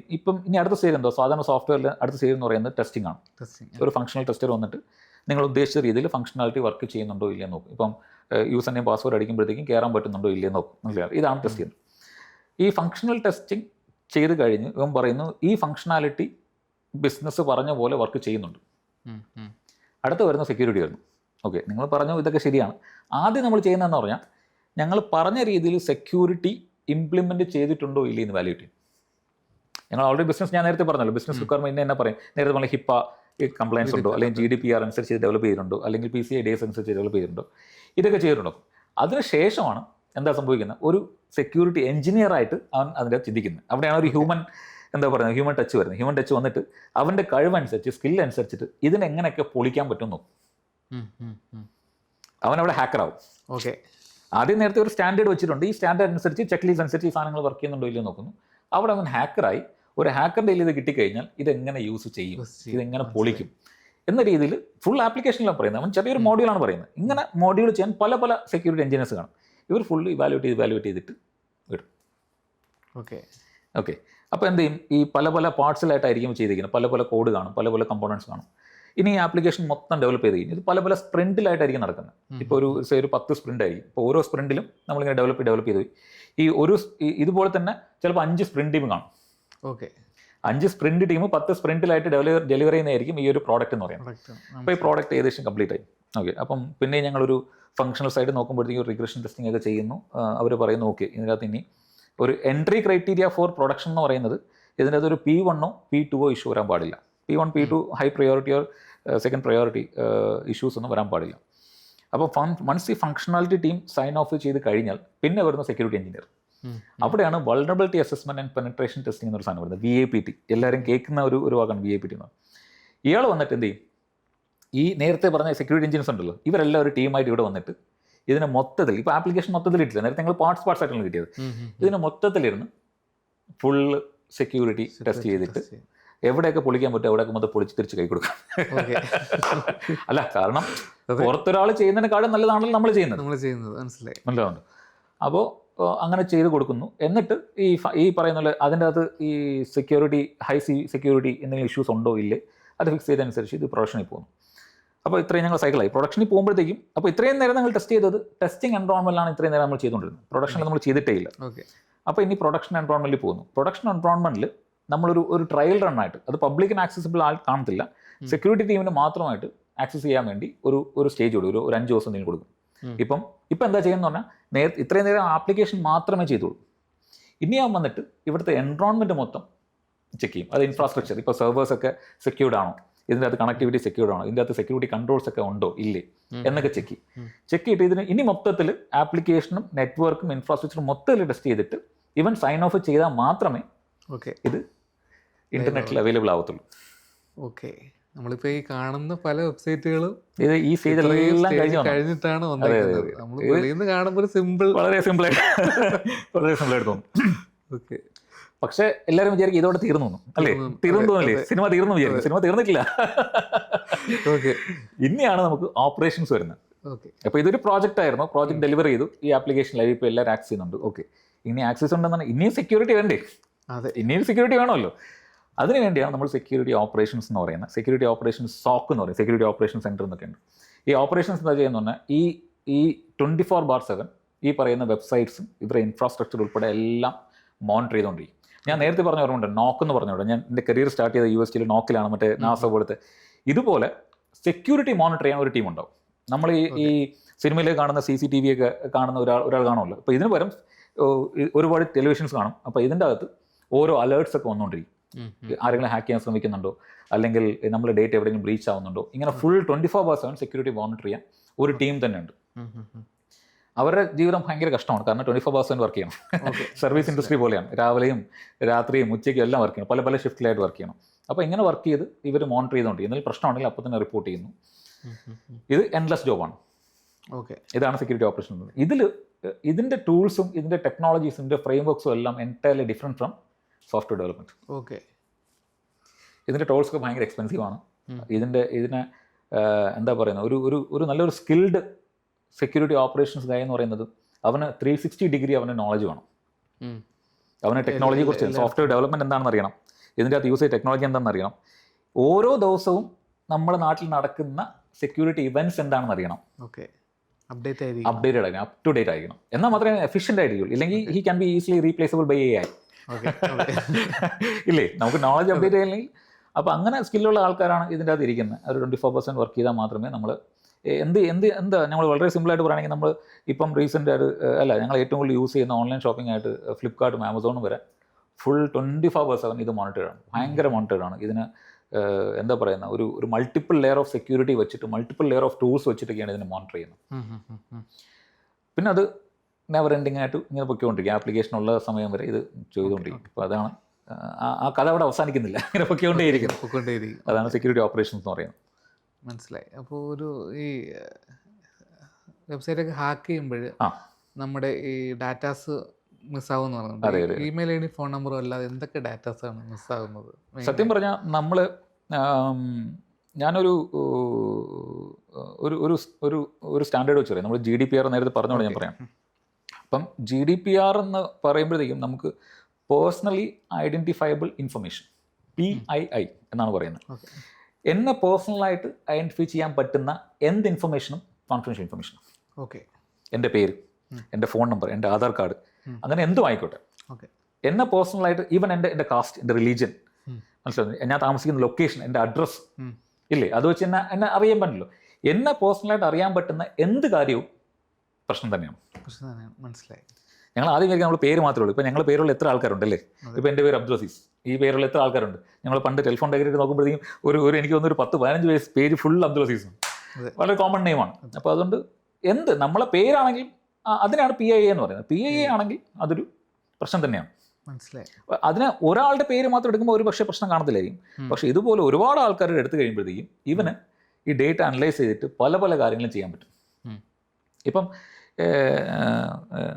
നമ്മുടെ ഈ സോഷ്യൽ മീഡിയ നമ്മൾ എടുക്കുമ്പോഴത്തേക്കും നമ്മൾ മനസ്സിൽ കാണുന്ന കാര്യങ്ങൾ പലപ്പോഴും നമുക്ക് സോഷ്യൽ മീഡിയയിൽ ആഡ് ആയിട്ട് വരാറുണ്ട് അല്ലേ? വരുന്നുണ്ടോ? അതെങ്ങനെയാ വരുന്നത്? അപ്പം അവിടെ ഹസൻ അവിടെ പേഴ്സണലി ഐഡന്റിഫൈ ചെയ്തുള്ള കാര്യങ്ങളാണ് കസ്റ്റമൈസ് ചെയ്ത് ആഡ് ചെയ്യണം. വളരെ സിമ്പിൾ. ടച്ച് പോയിന്റ്സ് ഇത് തന്നെയാണ് ഡേറ്റ പോയിന്റ്സ്, ടച്ച് പോയിന്റ്സ്. അതിനെ ഞങ്ങൾ പല പല ടെക്നിക്കൽ അല്ലെങ്കിൽ സയന്റിഫിക് ടേംസിൽ അറിയപ്പെടുന്നു. പക്ഷേ സംഭവം ഇത്രയേ ഉള്ളൂ. സിമ്പിളായി പറഞ്ഞാൽ ഇത്രയേ ഉള്ളൂ. എങ്ങനെയാണ് സോഷ്യൽ മീഡിയ ആഡ് വരുന്നത്? എന്നെ ഇവൻ മനസ്സിലാക്കി, അയ്യോ ഞാൻ ഒരു ബാഗ് വാങ്ങിക്കണമെന്ന് വിചാരിച്ചിട്ടില്ല, ഇത് ഫുള്ള് ബാഗിനെ കുറിച്ച് ആഡ് ആണല്ലോ, എങ്ങനെ സംഭവിക്കുന്നു? അതൊരു സിമ്പിൾ എക്സാമ്പിൾ. പക്ഷേ ഇതിപ്പോൾ കുറച്ചും കൂടെ ഒരു APT എന്ന് പറയും, അഡ്വാൻസ് പെർസിസ്റ്റൻസ് ത്രെറ്റ് എന്ന് പറയുമ്പോഴത്തേക്കും ഇതിപ്പം ഈ രാജ്യങ്ങൾ തമ്മിലാകുമ്പോഴത്തേക്കും, ഈ യുദ്ധങ്ങൾ നടക്കുമ്പോഴത്തേക്കും ഈ ഡേറ്റ് ഒക്കെ ഭയങ്കര ഇമ്പോർട്ടൻ്റ് ആണ്. മനസ്സിലായി, ഭയങ്കര ഇമ്പോർട്ടൻ്റ്. അത് ഏത് ലെവലിൽ യൂസ് ചെയ്യുന്നത് നമുക്ക് ചിന്തിക്കാൻ പോലും പറ്റത്തില്ല. ഇപ്പം പറയുന്നു, ഇപ്പം അവർ ചിലപ്പോൾ ഇപ്പം ഉദാഹരണത്തിന് ഒരു കൺട്രി അറ്റാക്ക് ചെയ്യാൻ ശ്രമിക്കുമ്പോഴത്തേക്കും അവരെന്താ ശ്രമിക്കുന്നത്? ഏറ്റവും കൂടുതൽ പോപ്പുലേഷൻ കൂടിയ സ്ഥലം നോക്കി അറ്റാക്ക് ചെയ്യണം, ഏറ്റവും റിച്ചസ്റ്റ് ആൾക്കാർ താമസിക്കുന്ന സ്ഥലം നോക്കി അറ്റാക്ക് ചെയ്യണം. അപ്പോൾ ഇതൊക്കെ ഡേറ്റ എവിടെ നിന്ന് കിട്ടുന്നവർ? മനസ്സിലായി, തന്നെയാണ്. ഓക്കെ, അതുവഴി നമുക്ക് എന്തൊക്കെ ചെയ്യാൻ പറ്റുമെന്ന് നമുക്ക് സ്വപ്നം പോലും കാണാൻ പറ്റത്തില്ല കേട്ടോ. ഈ പറയുന്ന ഇപ്പം നമ്മൾ ഫുൾ ഡിജിറ്റലായിട്ടാണ് ചെയ്യുന്നത് അല്ലേ? നമ്മൾ ഇപ്പം ഞാൻ കുറച്ച് മുന്നേ ഞങ്ങൾ ചായ കുടിക്കാൻ പോയി, അവിടെ ഞങ്ങൾ എന്താ ചെയ്തത്? UPI വെച്ച് പേയ്മെൻ്റ് ആണ് നടത്തിയത്. ആ UPI ID പേഴ്സണൽ PI ആണ് അല്ലേ? ആ UPI ID വെച്ച് ഐഡന്റിഫൈ ചെയ്യാൻ പറ്റുമല്ലോ. അതന്നെ. അതുകൊണ്ട് ഒരിക്കലും നമ്മുടെ പേര് മാത്രമോ അല്ലെങ്കിൽ നമ്മുടെ എന്താ പറയുക, നമ്മുടെ ഫോൺ നമ്പർ മാത്രമൊന്നുമല്ല, PI എല്ലാം പ്രശ്നം തന്നെയാണ്. പക്ഷെ പലപ്പോഴും നമ്മൾ ശ്രദ്ധിക്കത്തില്ല. ഇപ്പം എൻ്റെ കേസാണെങ്കിലും പലപ്പോഴും ഞങ്ങൾ ഈ ആധാർ കാർഡ് നമ്മൾ ചോദിക്കുമ്പോഴത്തേക്കും നമ്മൾ എന്ത് ചെയ്യും? ആധാർ കാർഡ് കോപ്പി എടുത്ത് നമ്മളും കൊടുക്കുന്നു ഇല്ലേ? സിമ്പിളായിട്ട് കൊടുക്കുന്നു. പണ്ടൊക്കെ ഞാൻ കൊടുക്കുമായിരുന്നു, എനിക്കറിയത്തില്ലായിരുന്നു. പിന്നെ ഞാൻ ഇതിനെക്കുറിച്ച് പഠിച്ച് വന്നപ്പോഴത്തേക്കും ആധാർ ചോദിക്കും, നിങ്ങൾക്ക് എന്തിനാണ് ചോദിക്കും. ഞാൻ ഫസ്റ്റ് ചോദിക്കും എന്താണ് നിങ്ങൾക്ക് ആവശ്യം എന്താണ്. പിന്നെ മറ്റേ ലാസ്റ്റ് ആ ഒരു 4 ഡേറ്റ്സ് മാത്രമേ ഞാൻ കൊടുക്കാറുള്ളൂ. ആ സ്റ്റേജിലോട്ട് നമ്മൾ മാസ്ക് ചെയ്തിട്ട് കൊടുക്കുന്ന ഒരു സ്റ്റേജിലോട്ട് വന്നു. പക്ഷേ ഇപ്പം എനിക്ക് തോന്നുന്ന ഇപ്പം ഗവൺമെൻറ് ഒരുപാട് ഇതിനു വേണ്ടി എഫേർട്ട് എടുക്കുന്നു. കാരണം ഈ പറയുന്ന ഒരുപാട് സ്കാംസ് ഒക്കെ നടക്കുന്നുണ്ട്. അതെ. ഇപ്പം നമ്മൾ ആക്ച്വലി ആ ലോ പാസ്സായി കേട്ടോ, ഡിജിറ്റൽ ഡേറ്റ പ്രൈവസി ആക്ട് എന്ന് പറഞ്ഞ ലോ പാസ്സായിട്ടുണ്ട്. എനിക്ക് തോന്നുന്ന ഒരു ഇംപ്ലിമെൻറ്റേഷൻ കുറച്ചും കൂടെ ബുദ്ധിമുട്ടായിരിക്കും. മീൻസ് ഇന്ത്യ പോലത്തെ ഒരു ഡിപ്ലോമാറ്റിക് റീജിയൻസ് ഉള്ള സ്ഥലത്ത് കുറച്ച് ബുദ്ധിമുട്ടായിരിക്കും. But still I think this A very good initiative. പിന്നെ ഈ അവയർനെസ് നടക്കുന്നത് വളരെ നല്ലതാണ്. പിന്നെ ഒരു പരിധിവരെ ഇപ്പോൾ ആൾക്കാർ സ്കാമിലൊന്നും വീഴുന്നില്ല അല്ലേ? എനിക്ക് തോന്നുന്നു ഒരു സ്റ്റേജ് വരെ ഒരു ആൾക്കാർക്ക് മനസ്സിലായി തുടങ്ങി. ഇപ്പം ഒരു അൺനോൺ കോൾ വരുമ്പോൾ തന്നെ പലരും അലേർട്ടാവും ഇങ്ങനെയാണെന്ന്. പക്ഷേ സ്കാമേഴ്സ് അതിനെക്കാട്ടി ബുദ്ധിമാന്മാരാണ് കേട്ടോ. അവരെന്ത് ചെയ്യും? ഒരു നോൺ വിളിക്കുമ്പോഴത്തേക്കും ആ ചേട്ടാ സുഖമാണെന്ന് വിളിക്കുമ്പോഴത്തേക്കും ഞങ്ങൾ സ്കാമേഴ്സ് ഇങ്ങനെയല്ലേ വിളിക്കുന്നത്, ഹലോ ഇന്ന ആളാണെന്ന് ചോദിക്കുകയല്ലേ ചെയ്യുന്നത്. പക്ഷെ അങ്ങനെയല്ല, വിളിച്ചിട്ട് ചേട്ടാ എങ്ങനെയാണോ, ചേട്ടാ അവിടെയൊക്കെ മഴയൊക്കെ ഉണ്ടോ, എനിക്കിവിടെ മഴയില്ല എന്നൊക്കെ പറഞ്ഞപ്പോഴത്തേക്കും നമ്മൾ ആ ഒരു സ്കാമിംഗ് എന്നൊരു സംഭവം തന്നെ പറഞ്ഞു. സ്കാമേഴ്സും വളർന്നു വരുന്നുണ്ട്. But still I think things are going on in a right direction. I would say ഒരു ഇൻഫർമേഷൻ സെക്യൂരിറ്റി യുഗത്തിൽ നമ്മൾ ജീവിക്കുമ്പോഴത്തേക്കും ഒരു awareness is going very good. This is the best we can do I think. പിന്നെ ഒരു doubt ഉള്ളത്, ഈ blue team red team അതെന്താ സംഭവം? ഓക്കെ, ഇപ്പോൾ ഇത്രയും നേരം ഞങ്ങൾ ഈ സോഫ്റ്റ്വെയർ ഡെവലപ്മെൻറ്റിനെ കുറിച്ചാണ് പറഞ്ഞത്. ഓക്കെ, അപ്പോൾ ഇനി എന്താ സംഭവിക്കുക എന്ന് പറഞ്ഞാൽ, ഇനി നേരത്തെ ഞാൻ സിമുലേഷനെ കുറിച്ചൊക്കെ പറഞ്ഞില്ല, നമ്മൾ ലോഡിങ്ങിനെ സിമുലേറ്റ് ചെയ്യണമെന്ന് പറഞ്ഞില്ലേ. അപ്പോൾ ഒരു ഇൻഡസ്ട്രി, ഒരു കമ്പനി എൻ്റെ അടുത്ത് പറയുന്നു, നമുക്ക് എൻ്റെ കമ്പനിയിൽ സൈബർ സെക്യൂരിറ്റി എത്രമാത്രം സ്ട്രോങ് ആണ് എന്ന് എനിക്ക് വാല്യൂട്ട് ചെയ്യണം. ഓക്കെ, എങ്ങനെ വാല്യൂട്ട് ചെയ്യും? സാധാരണ എങ്ങനെ വാല്യൂട്ട് ചെയ്യും? നമ്മൾ ആരുടെ പറയത്തില്ല അല്ലേ. ഒരാൾ അല്ലെങ്കിൽ 2 പേര് മാത്രമേ കമ്പനിയിൽ അറിയാൻ പറ്റത്തുള്ളൂ. ഞങ്ങൾക്ക് ഈ ടെക്നോ പാർക്കിലൊക്കെ ഡ്രില്ല് നടത്താറുണ്ട്, കണ്ടില്ലേ? ഞങ്ങളിങ്ങനെ ഡ്രില്ല് നടക്കുന്നുണ്ട് എന്ന് പറഞ്ഞാൽ ഈ സെക്യൂർ ആണോ ചെക്ക് ചെയ്യാൻ വേണ്ടി ഈ സെയിം പരിപാടി തന്നെയാണ്. ഇതുപോലെ അവരെ സൈബർ സെക്യൂരിറ്റി സ്ട്രോങ് ആണോ എന്ന് അറിയാൻ വേണ്ടി പുറത്തുനിന്ന് ഒരാൾ വന്ന് ഒരു ഹാക്കറിനെ പോലെ എമുലേറ്റ് ചെയ്ത് അവിടുത്തെ വീക്ക്നെസ് എക്സ്പോസ് ചെയ്യുന്ന പരിപാടിയാണ് റെഡ് ടീമിംഗ് എന്ന് പറയുന്നത്. It's more kind of N attack. Red team is an attack. ഇനി അടുത്ത അപ്പർ സൈഡ് എന്ത് ചെയ്യും? ബ്ലൂ ടീം കാണും. Blue team is defence. ഈ റെഡ് ടീം വരുന്നത് ഡിഫെൻഡ് ചെയ്യുക. അവർ ഏത് വഴി കൂടെ വരുന്നത് അത് മൊത്തം അടയ്ക്കുക. ഇതാണ് ബ്ലൂ ടീമിൻ്റെ പരിപാടി. വളരെ സിമ്പിളായിട്ട് പറയുകയാണെങ്കിൽ red team is attack, blue team is defence. Blue team എന്ത് ചെയ്യുന്നു? ഒരു കമ്പനിയുടെ ഫുൾ ഈ പറയുന്ന അറ്റാക്സിനെ കംപ്ലീറ്റ് പ്രിവെൻറ്റ് ചെയ്യാൻ ശ്രമിക്കുന്നു. റെഡ് ടീം പക്ഷേ ബ്ലൂ ടീം 24% വർക്കിംഗ് കേട്ടോ. ഞാൻ നേരത്തെ പറഞ്ഞ സോക്ക് എന്ന് പറയുന്നത് ആക്ച്വലി ബ്ലൂ ടീമാണ്. ഓക്കെ, പക്ഷേ red team is more kind of ഇപ്പം ഒരു 6 മാസം കൂടുമ്പോൾ ചെയ്യുന്ന ഒരു എക്സസൈസോ അല്ലെങ്കിൽ 1 വർഷം കൂടുമ്പോൾ ചെയ്യുന്ന ഒരു എക്സസൈസോ ആയിരിക്കും. ഇനിയിപ്പോൾ AI വരുമ്പോഴേ സെക്യൂരിറ്റി അത് സത്യം പറഞ്ഞാൽ AI ഇപ്പം നമ്മളെപ്പോലെ ഒരു സെക്യൂരിറ്റി കമ്പനിക്ക് ഒരു 2 രീതിയിൽ പറയാം. ഒന്ന് നമുക്കൊരു ബ്ലെസ്സിങ് ആണ്, ബ്ലെസ്സിങ് ഇൻ ഡിസ്ഗൈസ് എന്ന് പറയാം. കാരണം ഇപ്പോൾ AI ഉള്ളത് കൊണ്ട് ഒരു കൊച്ചു കുട്ടികൾ വരെ ഹാക്ക് ചെയ്യാം. അവൻ പറയുന്നു ഇന്ന സൈറ്റിൽ എനിക്ക് ഹാക്ക് ചെയ്യണം, ഇതാണ് ടെക്നോളജി എന്ന് പറഞ്ഞു കൊടുത്താൽ പറഞ്ഞു തരും ഇതെങ്ങനെ ഹാക്ക് ചെയ്യണം. ബേബി സ്റ്റെപ്സ് പറഞ്ഞു തരും, ആർക്കാണോ ചെയ്യാൻ പറ്റും. അപ്പോൾ അവൻ ഹാക്ക് ചെയ്യാൻ തുടങ്ങി. അപ്പോഴാണ് ആൾക്കാർ കുറച്ചും കൂടെ അലേർട്ടായി തുടങ്ങി. അപ്പോൾ എനിക്ക് ബിസിനസ് ഒന്നും തുടങ്ങി. നല്ല കാര്യമാണ്. സോ ജോക്സ് അപ്പാർട്ട്, AI എന്ന് പറയുന്നത് ലുക്ക് അതൊരു ബ്ലെസ്സിങ് തന്നെയാണ് കേട്ടോ. ഒരു നല്ല രീതി നോക്കുകയാണെങ്കിൽ ഒരു ബ്ലെസ്സിങ് തന്നെയാണ്. കാരണം ഈ ആൾക്കാരുടെ പ്രൊഡക്ടിവിറ്റി ഒരുപാട് ഇമ്പ്രൂവ് ആവുന്നുണ്ട് ഇല്ലേ? ഭയങ്കര പ്രൊഡക്ടിവിറ്റി. ഇപ്പം പണ്ടൊക്കെ എനിക്കിപ്പോഴും ഓർമ്മയുണ്ട്, ഞാൻ പണ്ട് RMലൊക്കെ ഭയങ്കരമായിട്ട്, ഇപ്പം RMലൊക്കെ ഞാൻ പണ്ട് ഒരു ഇമെയിൽ ഡ്രാഫ്റ്റ് ചെയ്യുമ്പോഴത്തേക്കും UK-ലൊക്കെയാണ് അയക്കുന്നത് കേട്ടോ. UK-ലെ ഒരു മാനേജേഴ്സ് ഉണ്ട്. അപ്പം ഞാൻ ചിലപ്പോൾ 2 മണിക്കൂർ എടുക്കും ഒരു ഇമെയിൽ ഡ്രാഫ്റ്റ് ചെയ്യാൻ വേണ്ടി. പക്ഷെ എന്നാലും എനിക്ക് സാറ്റിസ്ഫാക്ഷൻ ഇല്ല, ഇത് ശരിയാകത്തില്ല. കാരണം എൻ്റെ വെർബേജ് ശരിയല്ല, എൻ്റെ ടോൺ ശരിയല്ല. ഇപ്പം എന്ത് ചെയ്യണം? ഇപ്പം ഒരു കണ്ടന്റ് പറയുന്നു, അടിച്ചോ, ഇത് പറഞ്ഞ ഇന്നയാണ് ടോൺ, ഇന്നയാണ് ആൾക്കാർ സംസാരിക്കുന്നത് പറഞ്ഞു കൊടുത്താൽ കറക്റ്റായിട്ട് അതിൻ്റെ അത് റീവർക്ക് വരുന്ന ആവശ്യമില്ല. കാരണം ഞാനൊന്ന് 2 മണിക്കൂർ എടുത്തൊന്ന് വർക്ക് ഇപ്പം എനിക്ക് ചിലപ്പോൾ 2 മിനിറ്റ് കൊണ്ട് തീരുന്നുണ്ട്. അപ്പോൾ അങ്ങനെ വെച്ച് നോക്കുകയാണെങ്കിൽ പ്രൊഡക്ടിവിറ്റി ഭയങ്കരമായിട്ട് ഉണ്ട്. പക്ഷെ ഓൺ ദ അതർ സൈഡ് അത് ഹാക്കേഴ്സിന് ഒരു ബ്ലെസ്സിങ് ആണ്. മനസ്സിലായി. അവർ കുറച്ചും കൂടെ കാര്യങ്ങൾ പെട്ടെന്ന് ഈസി ആയിട്ട്, മറ്റേത് ഈ പറയുന്ന നോളജ് 1-2 ആൾക്കാർക്ക് മാത്രമേ അറിയാവൂ. മനസ്സിലാവുന്നുണ്ട്. ഇപ്പം ഈ ഞങ്ങൾ പണ്ട് പറഞ്ഞ പോലെ ഈ ഒരു സിനിമ പണ്ട് സംവിധാനം ചെയ്യണമെങ്കിൽ ഏതെങ്കിലും സംവിധായകൻ്റെ സഹസംവിധായകനായിട്ട് പോകണം അല്ലേ? അതെ ഇല്ലേ? എന്നാലേ സിനിമ പഠിക്കാൻ പറ്റുള്ളൂ. പക്ഷെ ഇപ്പം അങ്ങനെയൊന്നുമില്ല. അതെ, ഇപ്പം ജീവിതത്തിൽ ആദ്യമായിട്ട് സിനിമ ചെയ്യുന്ന ഒരാൾ തന്നെ ഹിറ്റായി ചെയ്യാൻ പറ്റുന്നുണ്ട്. സെയിം ഇത് തന്നെയാണ്. ഇത് എന്തുകൊണ്ടാണ്? ടെക്നോളജിയുടെ അഡ്വാൻസ്മെന്റ് കൊണ്ട് പറ്റിയതാണ്. സെയിം AI അത് തന്നെയാണ്. പക്ഷേ AI വച്ച് നമ്മളൊരു ആപ്ലിക്കേഷൻ ചെയ്യുമ്പോഴത്തേക്കും AIക്ക് അതിൻ്റേതായ സെക്യൂരിറ്റി പ്രശ്നങ്ങളുണ്ട്. ആ AIക്ക് തന്നെ സെപ്പറേറ്റ് ഈ OWASP എന്നൊരു സ്റ്റാൻഡേർഡ്സ് ഉണ്ട്. OWASP തന്നെ പറയുന്നുണ്ട് ഇന്ന AI വെച്ച് ഡെവലപ്പ് ചെയ്യുമ്പോഴത്തേക്കും ഇന്ന ചെക്ക് ലിസ്റ്റ് ഉണ്ട്. അത് വെച്ച് നമ്മൾ കറക്റ്റായിട്ട് ഇവാലുവേറ്റ് ചെയ്യുന്നുണ്ടോ ഇല്ലെന്നൊക്കെ നോക്കണം. അപ്പം this A new business all together coming together. AI security എന്ന് പറഞ്ഞൊരു സെപ്പറേറ്റ് സ്ട്രീം തന്നെ വരുന്നുണ്ട്. നല്ല രീതിയിൽ നോക്കുകയാണെങ്കിൽ on A positive side AI is really good for us, improve productivity. But on the other hand, AI should be in ഒരിക്കലും ഹ്യൂമനെ replace ചെയ്യുന്നല്ല, ഹ്യൂമൻ്റെ control ഇരിക്കേണ്ട സാധനമായിരിക്കും. The moment it is going out of our hand then it is harmful. ഞങ്ങൾ മറ്റേ Terminator cinema കണ്ടുപോലെ ഓർമ്മയുണ്ടോ? അതുപോലെ it's possible. ഞാനിപ്പോൾ ആയിരിക്കുമ്പോഴത്തേക്കും ഇപ്പോൾ AI വന്ന ശേഷം അതൊക്കെ പണ്ടൊക്കെ നമുക്ക് ദഹിക്കാൻ പറ്റുന്നില്ല. ഇതൊക്കെ സംഭവിക്കും, ഒരിക്കലും സംഭവിക്കും. പക്ഷെ ഇപ്പം ദർ ആർ ചാൻസസ്. സ്വന്തമായിട്ട് എങ്ങനെ വരാൻ സാധ്യതയുണ്ട്, അതൊന്നും പറയാൻ പറ്റത്തില്ല. അപ്പോൾ ഇതാണ് AI യുഗത്തിലെ ഒരു പ്രശ്നങ്ങളെന്നൊക്കെ പറയുന്നത്. But it's good. ഇപ്പോൾ എൻ്റെ ടീം തന്നെ AI ഇല്ലാതെ ഇപ്പം അവർക്ക് ഒരു ഇമെയിൽ ഡ്രാഫ്റ്റ് ചെയ്യാൻ പറ്റാത്തൊരു അവസ്ഥയിലൂടെ കാര്യങ്ങൾ മാറി. But still it's A good thing. നമുക്കിപ്പോൾ ഒരു പുതുതായിട്ട് വെബ്സൈറ്റ് ഡെവലപ്പ് ചെയ്യുന്ന ഒരാൾക്ക് അവർക്ക് കൊടുക്കാൻ പറ്റിയ സജഷൻ എന്താണ്? ഒരു വെബ്സൈറ്റ് നിങ്ങൾ ഡെവലപ്പ് ചെയ്യുന്നു, ഈ വെബ്സൈറ്റ് ഹാക്ക് ചെയ്യപ്പെട്ടാൽ നിങ്ങളുടെ റെപ്യൂട്ടേഷനെ ഇമ്പാക്റ്റ് ചെയ്യത്തില്ല എന്നുണ്ടെങ്കിൽ you can completely ignore security. ഈ വെബ്സൈറ്റ് ഹാക്ക് ചെയ്താലും പ്രശ്നമൊന്നുമില്ല, എനിക്കൊന്നും നഷ്ടപ്പെടാനൊന്നുമില്ല. പക്ഷേ ഈ വെബ്സൈറ്റ് ഹാക്ക് ചെയ്യപ്പെട്ടാൽ നിങ്ങളുടെ കമ്പനിയുടെ റെപ്യൂട്ടേഷൻ പോവും, നിങ്ങളുടെ കസ്റ്റമറിൻ്റെ ട്രസ്റ്റ് പോവും എന്നുണ്ടെങ്കിൽ ദയവ് ചെയ്ത് ഇതൊന്ന് നോക്കുക. ഇതെന്ന് പറയുന്നത് നമ്മുടെ ഈ ഹെൽത്ത് ചെക്കപ്പ് ചെയ്യുന്ന പോലെയാണ്. മനസ്സിലാകുന്നുണ്ട്? ഇപ്പം എനിക്ക് അസുഖം ഇല്ല എന്ന് വിശ്വസിക്കാനാണ് എനിക്കിഷ്ടം, ഇല്ലേ? പക്ഷേ അസുഖം അകത്ത് കാണും. അത് ടെസ്റ്റ് ചെയ്ത് നേരത്തെ ഫിക്സ് ചെയ്യുന്നതാണ് നല്ലത്, അല്ലെങ്കിൽ അതിനുള്ള മരുന്ന് കൊടുക്കുന്നതാണ് അത്രയും നല്ലത്. അതാണ് നമ്മൾ പറയുന്നത്. ഇപ്പം നാളെ എന്തെങ്കിലും പ്രശ്നം വന്ന് ഒരു ഭയങ്കര പ്രശ്നമായിട്ട് അസുഖം വന്നു കഴിഞ്ഞാൽ പിന്നെ അത് റിപ്പയർ ചെയ്യാൻ പറ്റാത്ത രീതിയിൽ നമ്മുടെ ബോഡി അതിനെ ചെയ്യാൻ പറ്റത്തില്ല. ഇത് തന്നെയാണ്. ഇപ്പം ഞാനായിട്ട് ഒരു ഇനീഷ്യലി ഞാൻ ഇൻഡസ്ട്രി അല്ലെങ്കിൽ ഞാൻ കമ്പനി സ്റ്റാർട്ട് ചെയ്തിട്ട് പലയിടത്തും സെക്യൂരിറ്റി പിച്ചിങ് ചെയ്യാൻ പോയപ്പോഴത്തേക്കും അവർക്കറിയാം പ്രശ്നം ഉണ്ടെന്നറിയാം, പക്ഷെ ഇല്ല എന്ന് വിശ്വസിക്കാനാണ് അവർക്കിഷ്ടം. മനസ്സിലാവുന്നുണ്ട്? എനിക്ക് പ്രശ്നം ഉണ്ടെന്ന് എനിക്കറിയാം, പക്ഷെ ഇല്ല എന്ന് അല്ലെങ്കിൽ അവർക്ക് അതിനുള്ള ഒരു they don't feel A value in adding, അല്ലെങ്കിൽ അവിടെ എന്നെ ആര് ഹാക്ക് ചെയ്യാം എന്ന് പറഞ്ഞുകൊണ്ടിരുന്ന ആൾക്കാരെ വരെ ഹാക്ക് ചെയ്യിപ്പിച്ചു. മനസ്സിലാവുന്നുണ്ട്?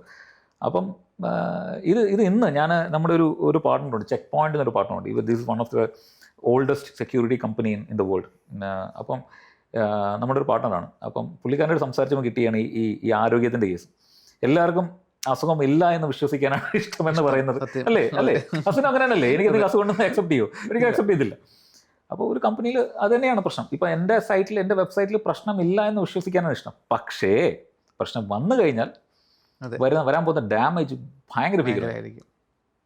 മനുഷ്യൻ്റെ ശരീരമായിട്ട് കമ്പയർ ചെയ്താൽ മതി. നമുക്ക് ഇത് തന്നെയാണ്. എന്തെങ്കിലും പ്രശ്നം വന്നു കഴിഞ്ഞാൽ നമുക്ക് നഷ്ടപ്പെടുന്ന ദിവസങ്ങൾ എന്തൊക്കെയാണ്, നമ്മുടെ കൂടെയുള്ള ആൾക്കാർക്ക് ഇമ്പാക്ട് ചെയ്യുന്നത് എങ്ങനെയൊക്കെയാണ്, നമുക്ക് നഷ്ടപ്പെടുന്ന കാശ് എത്രയാണ്. നമ്മൾ ആരോഗ്യമായിട്ടുണ്ടെങ്കിൽ നമുക്ക് കാശുണ്ടാക്കാം. മനസ്സിലാവുന്നുണ്ടോ? നമ്മളൊരു പെർമനൻ്റായിട്ട് കടന്നു പോയ പ്രശ്നമായില്ലേ?